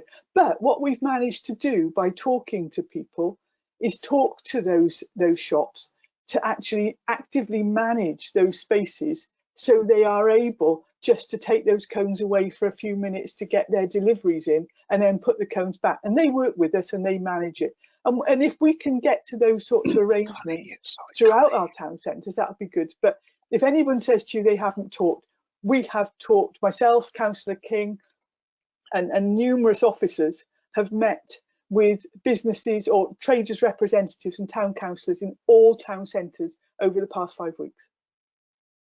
Thank you very much, Liz. I believe I hope no one will object to this. Councillor Rowlands, who's not a member of the committee, would like to speak. No objection? Okay, can we get Councillor Rowlands?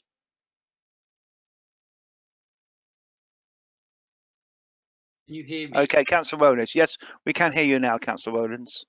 Good. I just wanted to raise a point in relation to the town centres. Obviously, I represent I represent Barry, and in particular Houghton Road. I walk down Houghton Road quite often, and I just wanted to get the leader's point of view, but also the managing directors and Liz, about the one-way system, where obviously people aren't adhering to the one-way system you've put in. I noticed today, because I walked down there today, there's new signs being put in, the orange signs saying a one-way system in place.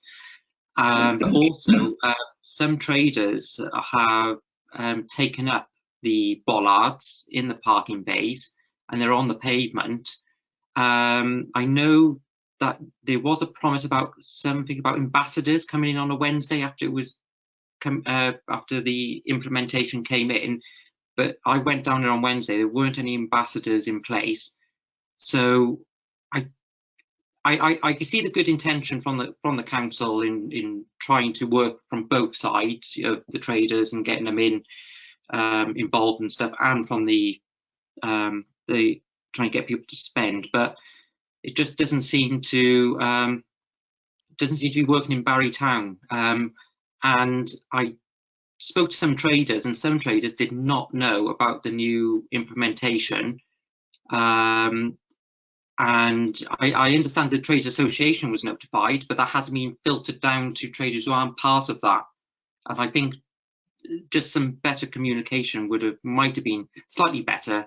It's just constructive criticism from my point of view. You know, I see, you know, what you're trying to do, and I think, you know, yeah, it's a balance. Thank you very much, Leighton. Liz, do you want to respond on that? Yeah, I will clarify. I think that all these situations need time to bed in, and people need to get used to them. There's a lot more signage going in this week because obviously it's taken time to access all the materials and get that. So I think that the town centres will look a lot tidier going forward. In terms of the one-way system, I think we need to go back to sort of basic principles of what we're trying to achieve. We're trying to allow people to socially distance, which is currently 2 metres in Wales, as they're in the town centres. And I do recognise that some people that I've spoken to still find it quite daunting. They get quite anxious at the thought of going back into our town centres. They've been having stuff delivered to them. They've been having, you know, whether it be online deliveries or family and friends. And we need to help them get back into town centres. We need to help them feel safe. So you've got a couple of things you can do. As I said, you can go right down to the end of it, like some towns have done, and just close the town centre. Now, if you look at Houghton Road, you can't do that because there are streets that have got access off Houghton Road. So people wanting to get to their houses, you couldn't close it anyway. So you've got 2 options. You've got closing parking bays to give people a little bit of safe space to step off the pavement, or you've got one-way systems. The one-way systems, with people able to cross back and forth across the street, is the one of least impact. But if you get to shops, popular shops, supermarkets, etc., and some of our other popular shops where they potentially have a queue outside, then you need the extra space to allow people to get by. So sometimes you'll just have one-way systems, and other times you need one-way systems alongside parking bays being taken out. And each of those has been looked at. But the way that people use our town centres is going to change. It's already changed in the last couple of weeks since non-essential stores have opened. And as we go forward, they are going to evolve, they're going to change. Hopefully, they'll become busier. Now, what that's going to mean in terms of other changes and stuff, we don't know, but we'll keep talking. What I would say to Councillor Rowlands about shops not knowing what was going on. I suppose maybe that was some learning, that we've got traders' organisations, we've invited the representatives of traders' organisations. I would reflect the question back to them of, well, what can we do then? If we go to traders' organisations and talk, what can we do to help them share that knowledge out amongst their own members? Because yesterday, for example, I mean, the arrangements in High Street were actually was suggested originally by traders, and so we tried those out, and some of the shops have used them really effectively for managing queues. But then people have come back and said maybe we could tweak them a bit, and maybe we don't quite need to take out so many in this area, or maybe another area is getting busy. Well, that's exactly it. Come and talk to the officers, and we can actually be flexible to the changing circumstances. But this is all about, firstly, giving people safe spaces to shop, and secondly, about getting them back to shop and keeping our town centres busy and vibrant. Okay, before, I know Rob wants to come in, I'm going to make a little comment as well. One of the frustrations I have as a member is that I do get tradespeople contact me as well. And obviously I got another role, as some of you are aware, and obviously a lot of people confuse me with someone like Neil Moore, for example, which I do like in some ways, but on the other hand, it's a hell of a responsibility. And it is a major issue here, in the sense that in Penarth, we'd like to deal with one person perhaps who can perhaps be on the scene almost all the time. And I know it's very unrealistic to expect, but clearly a lot of issues are evolving at the moment. I know in Penarth, because I know we've had the new traffic light system, for example, put in in order to nudge people to walk the right way, which is absolutely right. But I do feel perhaps we need to improve perhaps that communication for us as members, so that we can get someone on the ground and then for that person on the ground to communicate back to us to say, this is what's happened. We know that this is the case. We know there is that degree of flexibility and accessibility, and I think that's what members are looking out for. It may seem to be a bit unrealistic because we know it's changing, but I do feel at the moment there is opportunities there to do that. And I think that is something that we all need to be aware of. Some person we could contact, we can go to our concerns, it can be looked at, and then maybe we can get some sort of action plan. But as you rightly said, Liz, the situation is fluid, isn't it? Rob, do you want to come in now? Yeah, very briefly, I just wanted to say just that really. One thing that this has taught us all, if nothing else, is that circumstances don't stay the same for any specific length of time. And all these things, if you look at what we are doing in high streets across the Vale at the moment, they are the product of what we have done over the last 2 weeks and the discussions that we've had. Now, in another 2 weeks, things might need changing. We just don't know. But this brings us back to some of the early points that were made at the start of this presentation. We've had to react so very quickly throughout this last 3.5 months, and that isn't over yet. But one thing I can say, without fear of contradiction, is that what we're doing in our high streets at the moment has been talked about and discussed with all agencies and organisations that have been available to talk to us, and they are the outcome of that. But that doesn't mean that they might remain static for the next 2 or 3 months. They might well need to flex and change as we learn from what we've been doing, and they've already changed in the last 2 weeks, to be fair. And that has been as a consequence of seeing how things have worked out on the ground, and as a consequence of taking soundings from some of the businesses that operate in these high streets. And that process will continue, because no one can pretend that we'll get all of this right straight away. What's important that we continue that engagement, and I think that was the point that the deputy leader made when she concluded, when she was saying earlier, and it's the very point you just made, Chair. Thank you. I've got a a comment I need to make, because Ruba unfortunately cannot speak at this meeting and she's about to leave, but I do want to make some points on behalf of Ruba, what Ruba has said. The first thing that I know that in Penarth, lots of us have been meeting traders, and she, as you know, she represents the town centre along with Councillor Neil Thomas in Penarth, and she's been regularly engaged with them.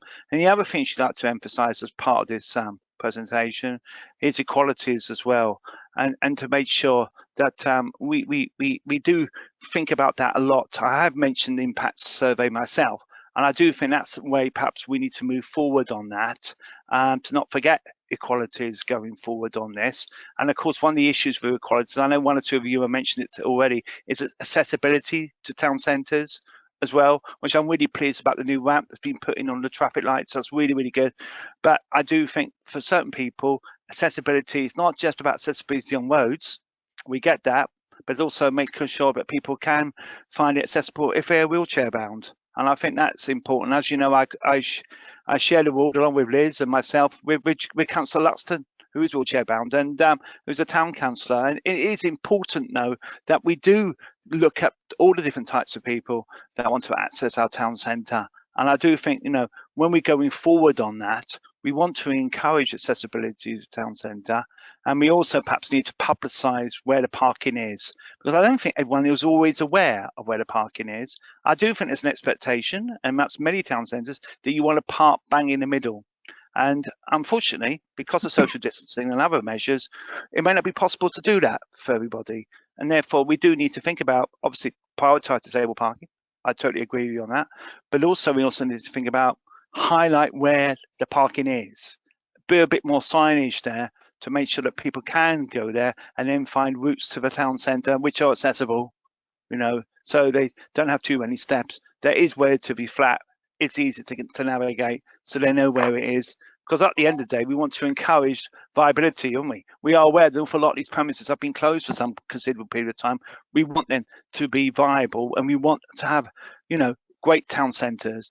I mean, I've been visiting Barry today, and I'm so pleased with the work that's going on in Barry in the centre. It is absolutely fantastic, especially where by the Academy coffee places, the developments down there are absolutely amazing, and I think that will really help bring people into those places as well from our towns and villages nearby as well.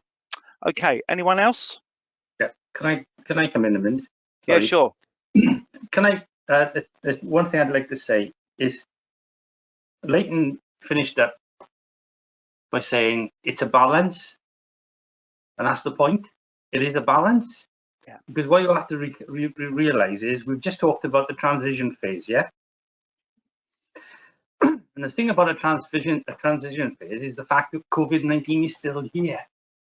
So what we did was we worked with what Welsh Government were giving us and what they were prepared to open and what they weren't prepared to open. We wanted to get our town centres moving again. Therefore, what we did was we worked on the basis of trying to make it as simple as possible to ensure that people could move around, knowing that everything wasn't open. We're now getting to the stage where things are all becoming open. And one of the things was, it was a learning process, not a learning process just for us, but it's a learning process for the public too, because they have to learn that in order to be safe to go shopping, they've got to do things differently. And that's why we started off with the one-way systems. And that's the other reason why all of you have had copies of the maps for the areas for the town centres. And that map wasn't, I know, and the argument could be, why didn't we have it earlier? The reason it didn't have it earlier is because we were still refining it. So it's a case of learning as we go forward. And yes, there's going to be tweaks, but everything was done with the best of intentions, and the fact that we have to retrain people to think differently. So we started off slowly, and yet we knew we put down things temporarily because we wanted to make sure that when we made it more permanent, it was in the right place. So, you know, it was a long consideration. And in terms of town centres, then clearly they also got the town centre managers they can go talk to. And because not everybody is a member of the trade association, but maybe they should. Sorry, that's all. Okay, thank you for that. And I understand that Councillor Keane wants to speak as well. Can we get Councillor Keane on the line now? Thanks ever so much. Yes, you certainly picked up earlier about assessments and things, and all I would say is I think you're right. We haven't documented that well, but I can assure you when I've been involved with the town centre recovery meetings, the issue of access, and in particular those with visual impairment and indeed blind are taken into account, because one of the problems is that, dare I say, when you see somebody coming toward you with a white stick, you normally step out of the way. And if there isn't 2 meters of space for you to step out of their way, they will walk into you because they're generally speaking need to follow the curb or the wall or something else. And it's blooming hard for them to know where somebody is forming a 2 meter spaced queue. So I promise you it has been taken into account. It may not have been documented. Thank you very much. Open to anyone else? Okay, can we now move on to recovery phase now? Okay, thank you, Chair. This section is now looking at that kind of medium to longer term. So Rob and the leader have set out a series of principles for us to work to on this. So this isn't recovery as we would normally do after a snow event or a flood. This is something that will be more fundamental, and as the leader said recently, it's going to take a significant amount of time, and it's not necessarily going to be particularly linear. We may be going back and forth as we develop this, but it's also an opportunity that's unlike any other to fundamentally think about the way that the organisation operates, and there is a lot of uncertainty, but with that there's also opportunity. We have started to have a conversation with all of our heads of service, directors and operational managers about the particular pressures and issues that Rob was talking about earlier that seem to be emerging. And listed on this slide, you can see some high-level themes for recovery which are starting to emerge around health and social care. Clearly, that's been at the forefront of the response and transition phase. Community and humanitarian issues have come to the fore with things like volunteering, homelessness prevention. Learning continuity is a massive theme, as we've seen schools having to adapt. Ditto for public realm and public space. Huge pressure around business, the economy and infrastructure, and obviously environmental considerations. And I've been with you for nearly 2 hours, and I haven't mentioned the Wellbeing of Future Generations Act yet. So here it is. They are all cross-cutting. They do need us to work and involve people. They need us to understand what our partners are facing.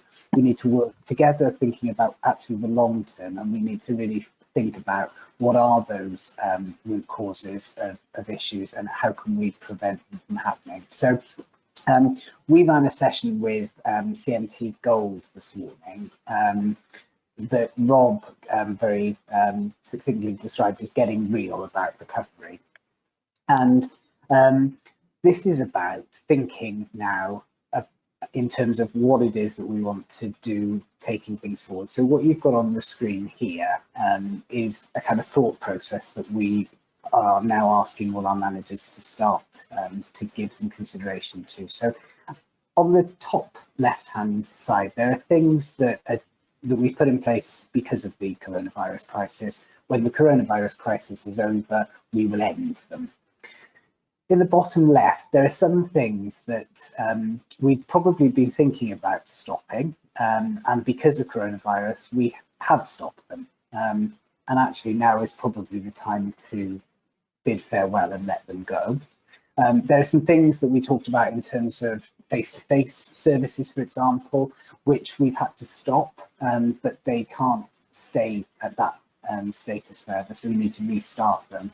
And then on the top right, this picks up on the point the Deputy Leader made around being innovative and creative. And there are things that have emerged over the last 16 weeks, and we need to do more of them. We need to amplify them. So that's the kind of construct that we're asking people to start thinking about these things in. And I know it seems like an awfully long time ago that we were talking about our new corporate plan. But the new corporate plan provides a really good framework for this. And on this slide, you've just got a reminder of our new full wellbeing objectives. So to work with and for our communities to support learning, employment and sustainable economic growth, to support people at home and in their community, and to respect, enhance and enjoy our environment. And there's just a bit of a description of that, what we're trying to achieve with each of those objectives.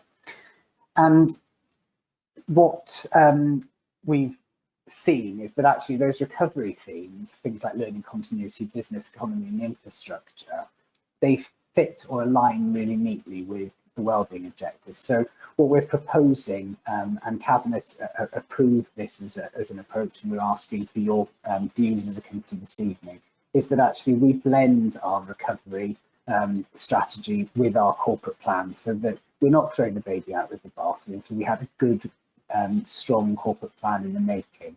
We now need to refocus it to take into consideration the impact of coronavirus. And I won't dwell on these slides. Obviously, we'll send them to you to reflect on after. But what we've done is run a series of sessions to engage with our colleagues about what are the threats and opportunities that they see associated with things like learning continuity, business, economy and infrastructure. So within the context of our wellbeing objectives, what are the particular things that are either an opportunity or a threat? And this one is a really good example that there's obviously a threat that we've had children not being in school full time for quite a long time now. We've got a potential threat around distance learning and the impact that has on particular groups of students, so children with additional learning needs, and also then things like the impacts of social distancing regulations on business that we were just discussing as a committee, and then the slightly wider piece around at a kind of macro level, recession and employment, the impact on key industry and sectors. And I meant to make a contribution, Chair, when you were talking about this kind of impact assessment. The leader asked a few weeks ago for us to do a piece of work to start to look at the economic impact of coronavirus at a national level, but also where possible to translate that to a local level. That piece of work is underway. I'm also kicking off tomorrow with colleagues a piece of work around the community impact assessment, so looking particularly at equalities considerations, following request from the equalities champion to start to have a look at that. So as a committee, we'll make sure that when we bring an update on this work, we'll bring a report annex to Cabinet and then to this committee in terms of those impact assessments. So you'll see that there's a series of these threats and opportunities, and they exist for each of these four wellbeing objectives. And you can see that the same kinds of threats will impact in slightly different ways on the different objectives. So things like the impact of a recession will obviously then have an impact on community and humanitarian issues as well. And that goes through for each of these. And as I said, we'll share these slides with you so you can see the real background to what we're thinking.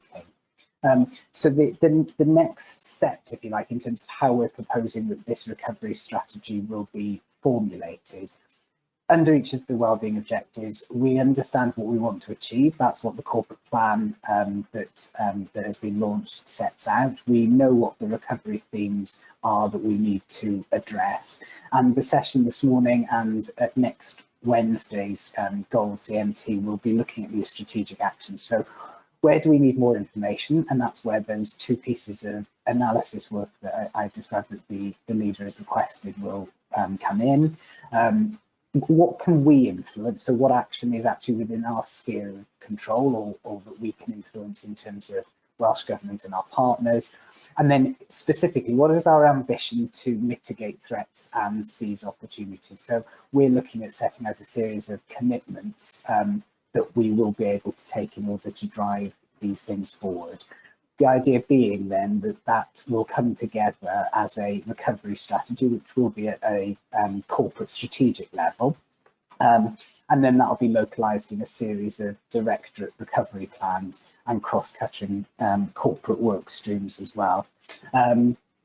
So that's the next steps, pulling that together. We'll be pulling it together in draft in the same way as we did this report to present to Cabinet for their consideration, with a view that then would come on to yourselves as a committee in order to consider the steps that as an organisation we're looking to take before we then will finalise that and crack on with the work. But as we said right at the very beginning, this recovery piece will continue in line with the transition and potentially then response phases as well. All right, thank you very much, Tom. Has anyone got any final words before I sum up? Okay, that indicates no. Okay, we've had a very good session here, I think, and we still got one more item afterwards. We now got the recommendations in front of us. And before I do that, I got a few points to make as well on behalf of the committee.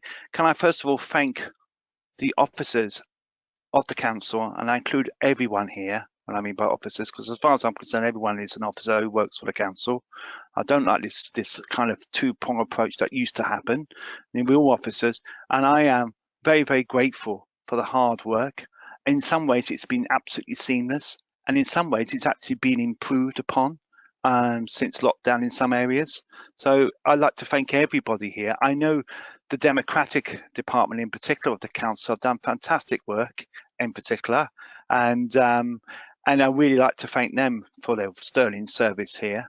And it's very important also that we must remember that we are all human, and we've got to balance our lives as well.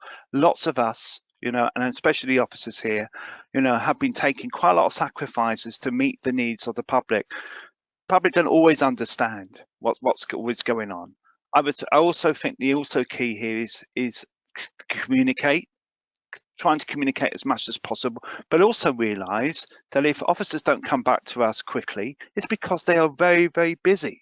They are not doing nothing, as some people seem to think.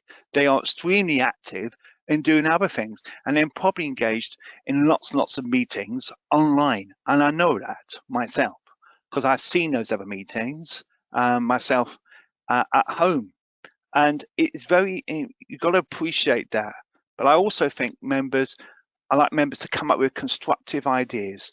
You know, if you see something negative, try and, you know, look at the positive aspects of it and say, turn it around. And also explain to people why we're doing these things in town centres. We're doing it for your welfare. We're doing it for the welfare of the public, because without the public, there ain't no business. And sometimes it's easy, you know, I can understand why businesses get frustrated. Of course, that's the right approach. You will get frustrated. They will get angry at times. But at the end of the day, you know, we all got to survive this pandemic, and we got to make the best of opportunities. And I think there has been opportunities here.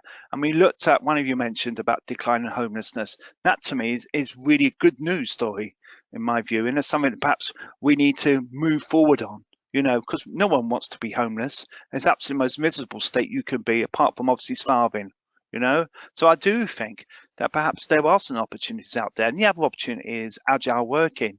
You know, lots of people might not ever need to go into offices as much as they did. And I think, you know, we're talking about, I know in teaching, as you know, many of us, you know that I'm a lecturer, you know, the idea of blended learning.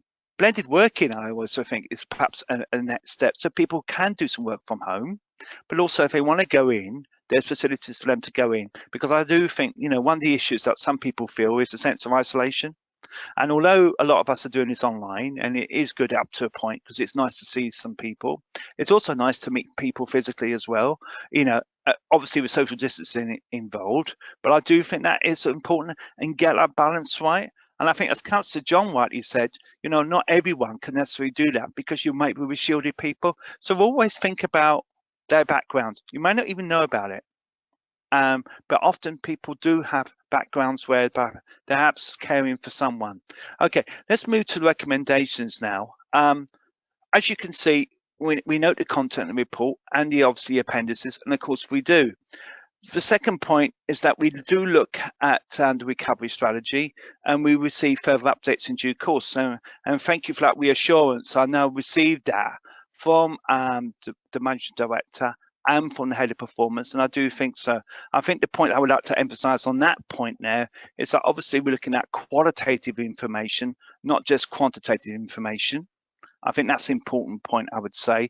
Also, impact studies as well, in terms of the quality impact study. I think that is important. I think Tom's point about aligning itself with future generations, principles and strands, I think that is very important there. I also feel that in terms of the third point, we made lots of considered views today. Admittedly, some things have come up which are quite topical, like town centres, and I do understand the points that you know that certain people have made today. But also you've got to also remember also that you know we've all got different roles in this. Lots of us are stakeholders. I also think it's very important that we do get stakeholders involved, internal and external. I know this cabinet report has gone to the Public Service Board, and I think I would say that's absolutely the right approach. And I also think, you know, that the scrutiny findings and minutes should also go to Public Service Board. That's an additional recommendation I'd like to make. Okay, and also the trade unions as well, because obviously, you know, the trade unions are representative in you know, and also if the trade unions want to come back to members, often they do, but often they go through the SCMT. I think that's appropriate as well. And also, you know, that it's very important that obviously I know that town and community councils have seen sight of this report as well. And it's also important to hear that. And many of us, as you know, are dual hatted. So obviously we're where we can then obviously use that. Has anyone got any other recommendations? Are you all happy with what I've moved? Excellent. Okay, we haven't finished. Okay, what I do propose though is a 5-minute comfort break, because we have been here over 2 hours 15 minutes, and I think that's only right and proper. So if people do want to visit their facilities, please do so. Okay, thank you. We're now going on to the next item on the agenda, which is the Vale Glamorgan Public Services Board Annual Report 2019-2020. Is it Tom or Rob going to kick off on this? Rob, do you want to kick off on this? I'm quite happy for Tom to lead on this, if you are. I'm willing to lead, but to be fair to Tom, he and his team have put in a considerable effort on this piece of work. So I think it's only right if you were willing as chair, and if he is willing. Well, I noticed the leader was nodding quite a lot as well. So perhaps maybe Tom. I don't think you've got any choice. I'll start. Or even you, Neil, if you want to start off. Do you want to start off? I don't mind. All right. No, I'll let Tom. I All right, go on, Tom. But not let Tom. I'll let Tom do it. Go on, Tom. Let Tom do it. All right. Never has a report been so popular. And I know this is the item that we've all been waiting for of the evening. You've got here as you were saying, the annual report of the Public Services Board for last year. It was approved by the PSB at its meeting on Friday, and the report is one of the statutory requirements under the Future Generations Act to reflect on the work of the PSB in terms of meeting its wellbeing objectives over the previous year, and to set out a course of action for the next 12 months. And the report this year, Rob was very kind in terms of saying that I've done lots of work on this. I really haven't. It really is testament to the work of the policy team pulling this together, and a bit of proofreading by me. And it's been produced in Sway, which is something that you can access online as a report format. And the idea of that is to try and make it a little bit more accessible. So I wasn't going to go through the Sway in detail with you this evening. You can. The leader's looking disappointed now, but the Sway sets out the content of the annual report, and it gives links to videos, photos, stats, and importantly the evidence base that underpins the work of the PSB itself. So you can click on the link which is included in the executive summary, and you can have a look at the at the sway to see exactly what it is.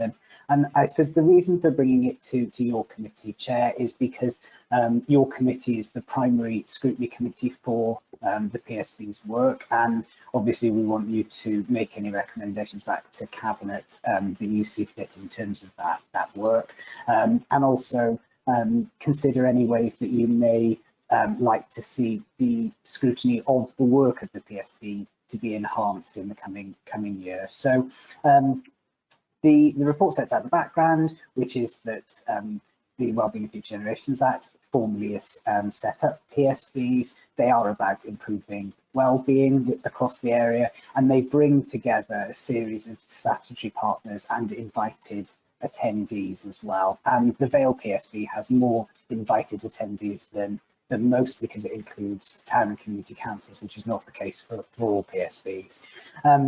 In paragraph 1.4 of the report, you see the wellbeing objectives, which are around getting people involved and participating in their community, looking to reduce poverty, giving children the best start in life, and protecting, enhancing and valuing our environment. This report largely reflects pre-coronavirus, but has been written to reflect what impact coronavirus is going to have. And we've got 4 priority work streams within the Vale PSB. So taking forward the Move More Eat Well plan, which is a Public Health Wales plan, tackling climate change, time banking, and improving engagement with our communities and our organisations. And at the PSB meeting on Friday last week, they agreed that actually those priorities are probably still very relevant. In the medium to long term, we need to still do a lot of work around those issues, but they'll obviously need to be considered in light of coronavirus as well. So the report that's in Sway has got a lot of detail about what activities been taken over the last 12 months in terms of those priorities, and sets out a series of really detailed case studies that you can interrogate from a variety of different perspectives. There's a particularly good one about Vale Heroes to declare some personal bias, but there's also some really good information around the work around climate change, Food Vale, for example. So it shows you the real breadth of the work that has been undertaken by the PSB. It's all done based on a series of evidence. That evidence base is accessible for us as an organisation, yourselves as elected members, and the PSB to access. It's a really rich source of data, and that does show where all of these kind of economic, social, environmental considerations come from and what they mean for us locally. So we've taken it, as I say, through the PSB. They have now approved it. At Monday's meeting, the Cabinet approved it. And the reason for bringing it here is to A, raise the profile of the work of the PSB, and as I say, secondly, to ask your committee's views in terms of any future focus and activity that the PSB needs to give, and equally how you would like to see the shape of scrutiny of the work of the PSB develop in the coming year. Oh, thank you very much for that succinct presentation there of the report. Open to any member? Yes, Councillor Johnson. Thank you very much, Tom, for the enthusiastic reports on the PSB, work of love. I will sort of put about you something you just said in the previous item about how it had taken you 2 hours to refer to the Wellbeing of Future Generations Act. It feels to me that you've taken 2 hours and a quarter now to mention the PSB, and I find that interesting that it didn't naturally arise in the conversation regarding coronavirus and recovery, when you consider the number of partners that we have, sort of around the table in the PSB, some of whom, of course, town and community councils who were mentioned, etc. So I'm just trying to, analysing anything that's that finishes before March. Almost feels like a document from an entirely different era, regardless. But I'm just trying to sort of, in terms of that going forward thing, trying to understand how you see the PSB developing. Is the brand worth developing? There's lots of references to all these different things, all these different logos, all these different organisations. Does the PSB's role really drive that, or is it just something that which everyone attends and talks about these things? I'm just interested in how you feel that the role of the PSB has settled in the last couple of years since implementation of the Wellbeing for Generations Act. And another question was how would we better scrutinise it? And the reality is that people don't generally see the PSB as the PSB. That's as I see tweets that come from it. I see references to it in documents, but generally it feels that people see the standard traditional organisations as being those that drive it forward, rather than there being an overarching umbrella name or organisation that does that. I think one thing we have discussed before, and I think it was at Corporate Performance and Resources, was about having more interaction with some of the other organisations to come along and present to us on their speciality areas, and also our speciality areas. I mean, I don't hear that much about time banking the last couple of years, for example. You know, so it might be nice to have that to sort of freshen up, you know, sort of some of the way that we do it, you know, every 6 months. If we've got an annual report and there's something else every, you know, after 4 months or 6 months, then that might be useful. And it's not always quite clear here where some of these stats are coming from as well. Maybe that's just the format in which it's come to us. Obviously, the one about air quality, I think, is one that rings a lot of bells at the moment.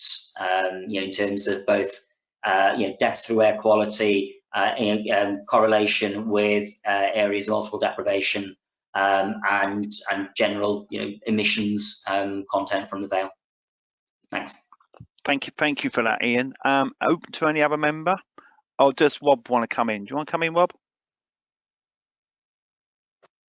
I just wanted to respond to the initial comment from Councillor Johnson, really, about the fact that we've been talking about recovery and transition and the response phase of COVID-19, and we haven't mentioned the PSB until now. I don't think that is to underplay the role of the PSB. The recovery, sorry, I should start by saying the response phase and any emergency that we are dealing with as an authority. What is important is the legislative context for that, which is the Civil Contingencies Act, and that sets in place a regional dimension based on local resilience forum boundaries. Now, those are the police boundaries, basically. So a lot of work in response and managing the risks to the response from COVID-19 has been done on the LRF boundary. So it takes in Swansea through to Cardiff up to Merthyr, and that's been chaired by South Wales Police. The strategic coordinating group, as it's called, includes all local authorities, includes the health boards from the region, includes all the blue light organisations, Natural Resources Wales. So all the partners that would be on the individual PSBs within the region sit around that coordinating group table, so to speak, to deal with the response. But the logic of doing it on the police boundaries is it gets a strategic footing, if you like, a wide regional footing. Now, the interesting thing about the strategic coordinating group is it is being stepped down from the end of July.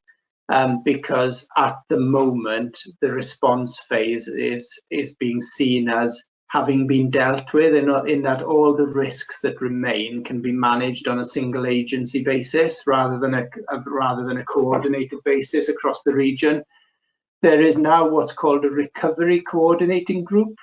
Apologies for all the descriptions of the various groups, but it's still based on the same resilience forum footprint. So it still includes the health boards, it still includes the local authorities, the blue light organisations, and the recovery coordinating group will step in where the strategic response group is coming to a conclusion. Local authorities chair that group across Wales, so there are 4 recovery coordinating groups across the 4 police force areas, I chair the South Wales one. And what that does, it sets out a recovery strategy for the region in the same way as we have one for the Vale. We deal with all those cross-cutting risks. So the reason that the PSB is not at the forefront of recovery and response at a Vale level or at a Cardiff level or at any level is because they are all sitting and part of that group at a far more strategic regional level. Having said all that, when we presented this report to the PSB last week, there was a discussion around how the PSB could get involved in recovery as well. And one of the things that emerged from that meeting, in the same way as we will assess our current corporate plan and analyse the recovery challenges against our current corporate plan and see what impacts COVID-19 has on our corporate plan, the PSB agreed to do a piece of work in exactly the same way on how the recovery elements will impact on the well-being objectives of the PSB's plan. So there's a piece of work to be done with partners across organisations at a PSB level, which I think answers your question in part. In terms of the other issues you raised around how visible is the work of the PSB, one of the issues we want to take forward, and this was also raised at the PSB meeting last week, before coronavirus, we held a series of workshop type sessions with organisations and groups, and there's very much an appetite at PSB to take forward its work programme on that basis in future.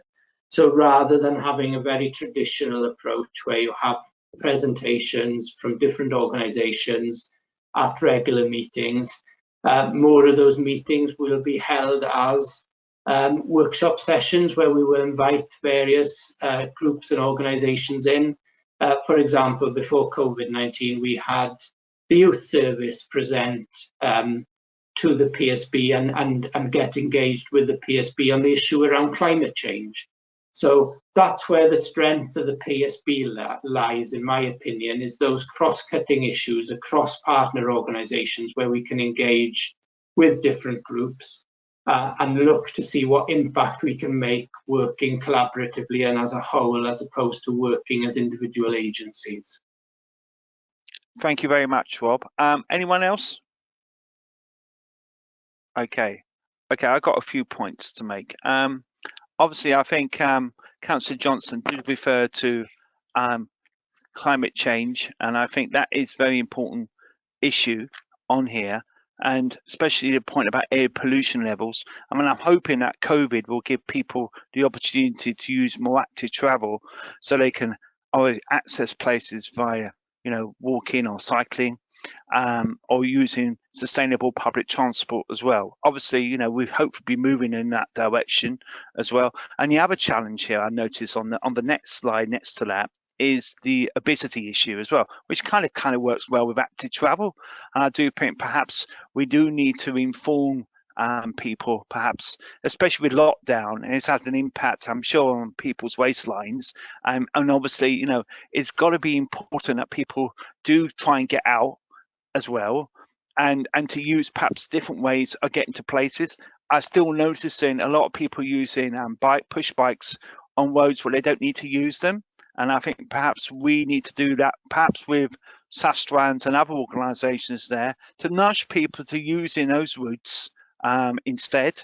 And I do think that's important. And whether we can help nudging, in particular when things are going to get darker at night time, perhaps more lighting, perhaps in those cycling areas, without obviously having an impact upon wildlife, because I know that can be an issue as well if you're trying to increase the amount of lights around in rural areas, especially on that. And I don't think everyone always welcomes that.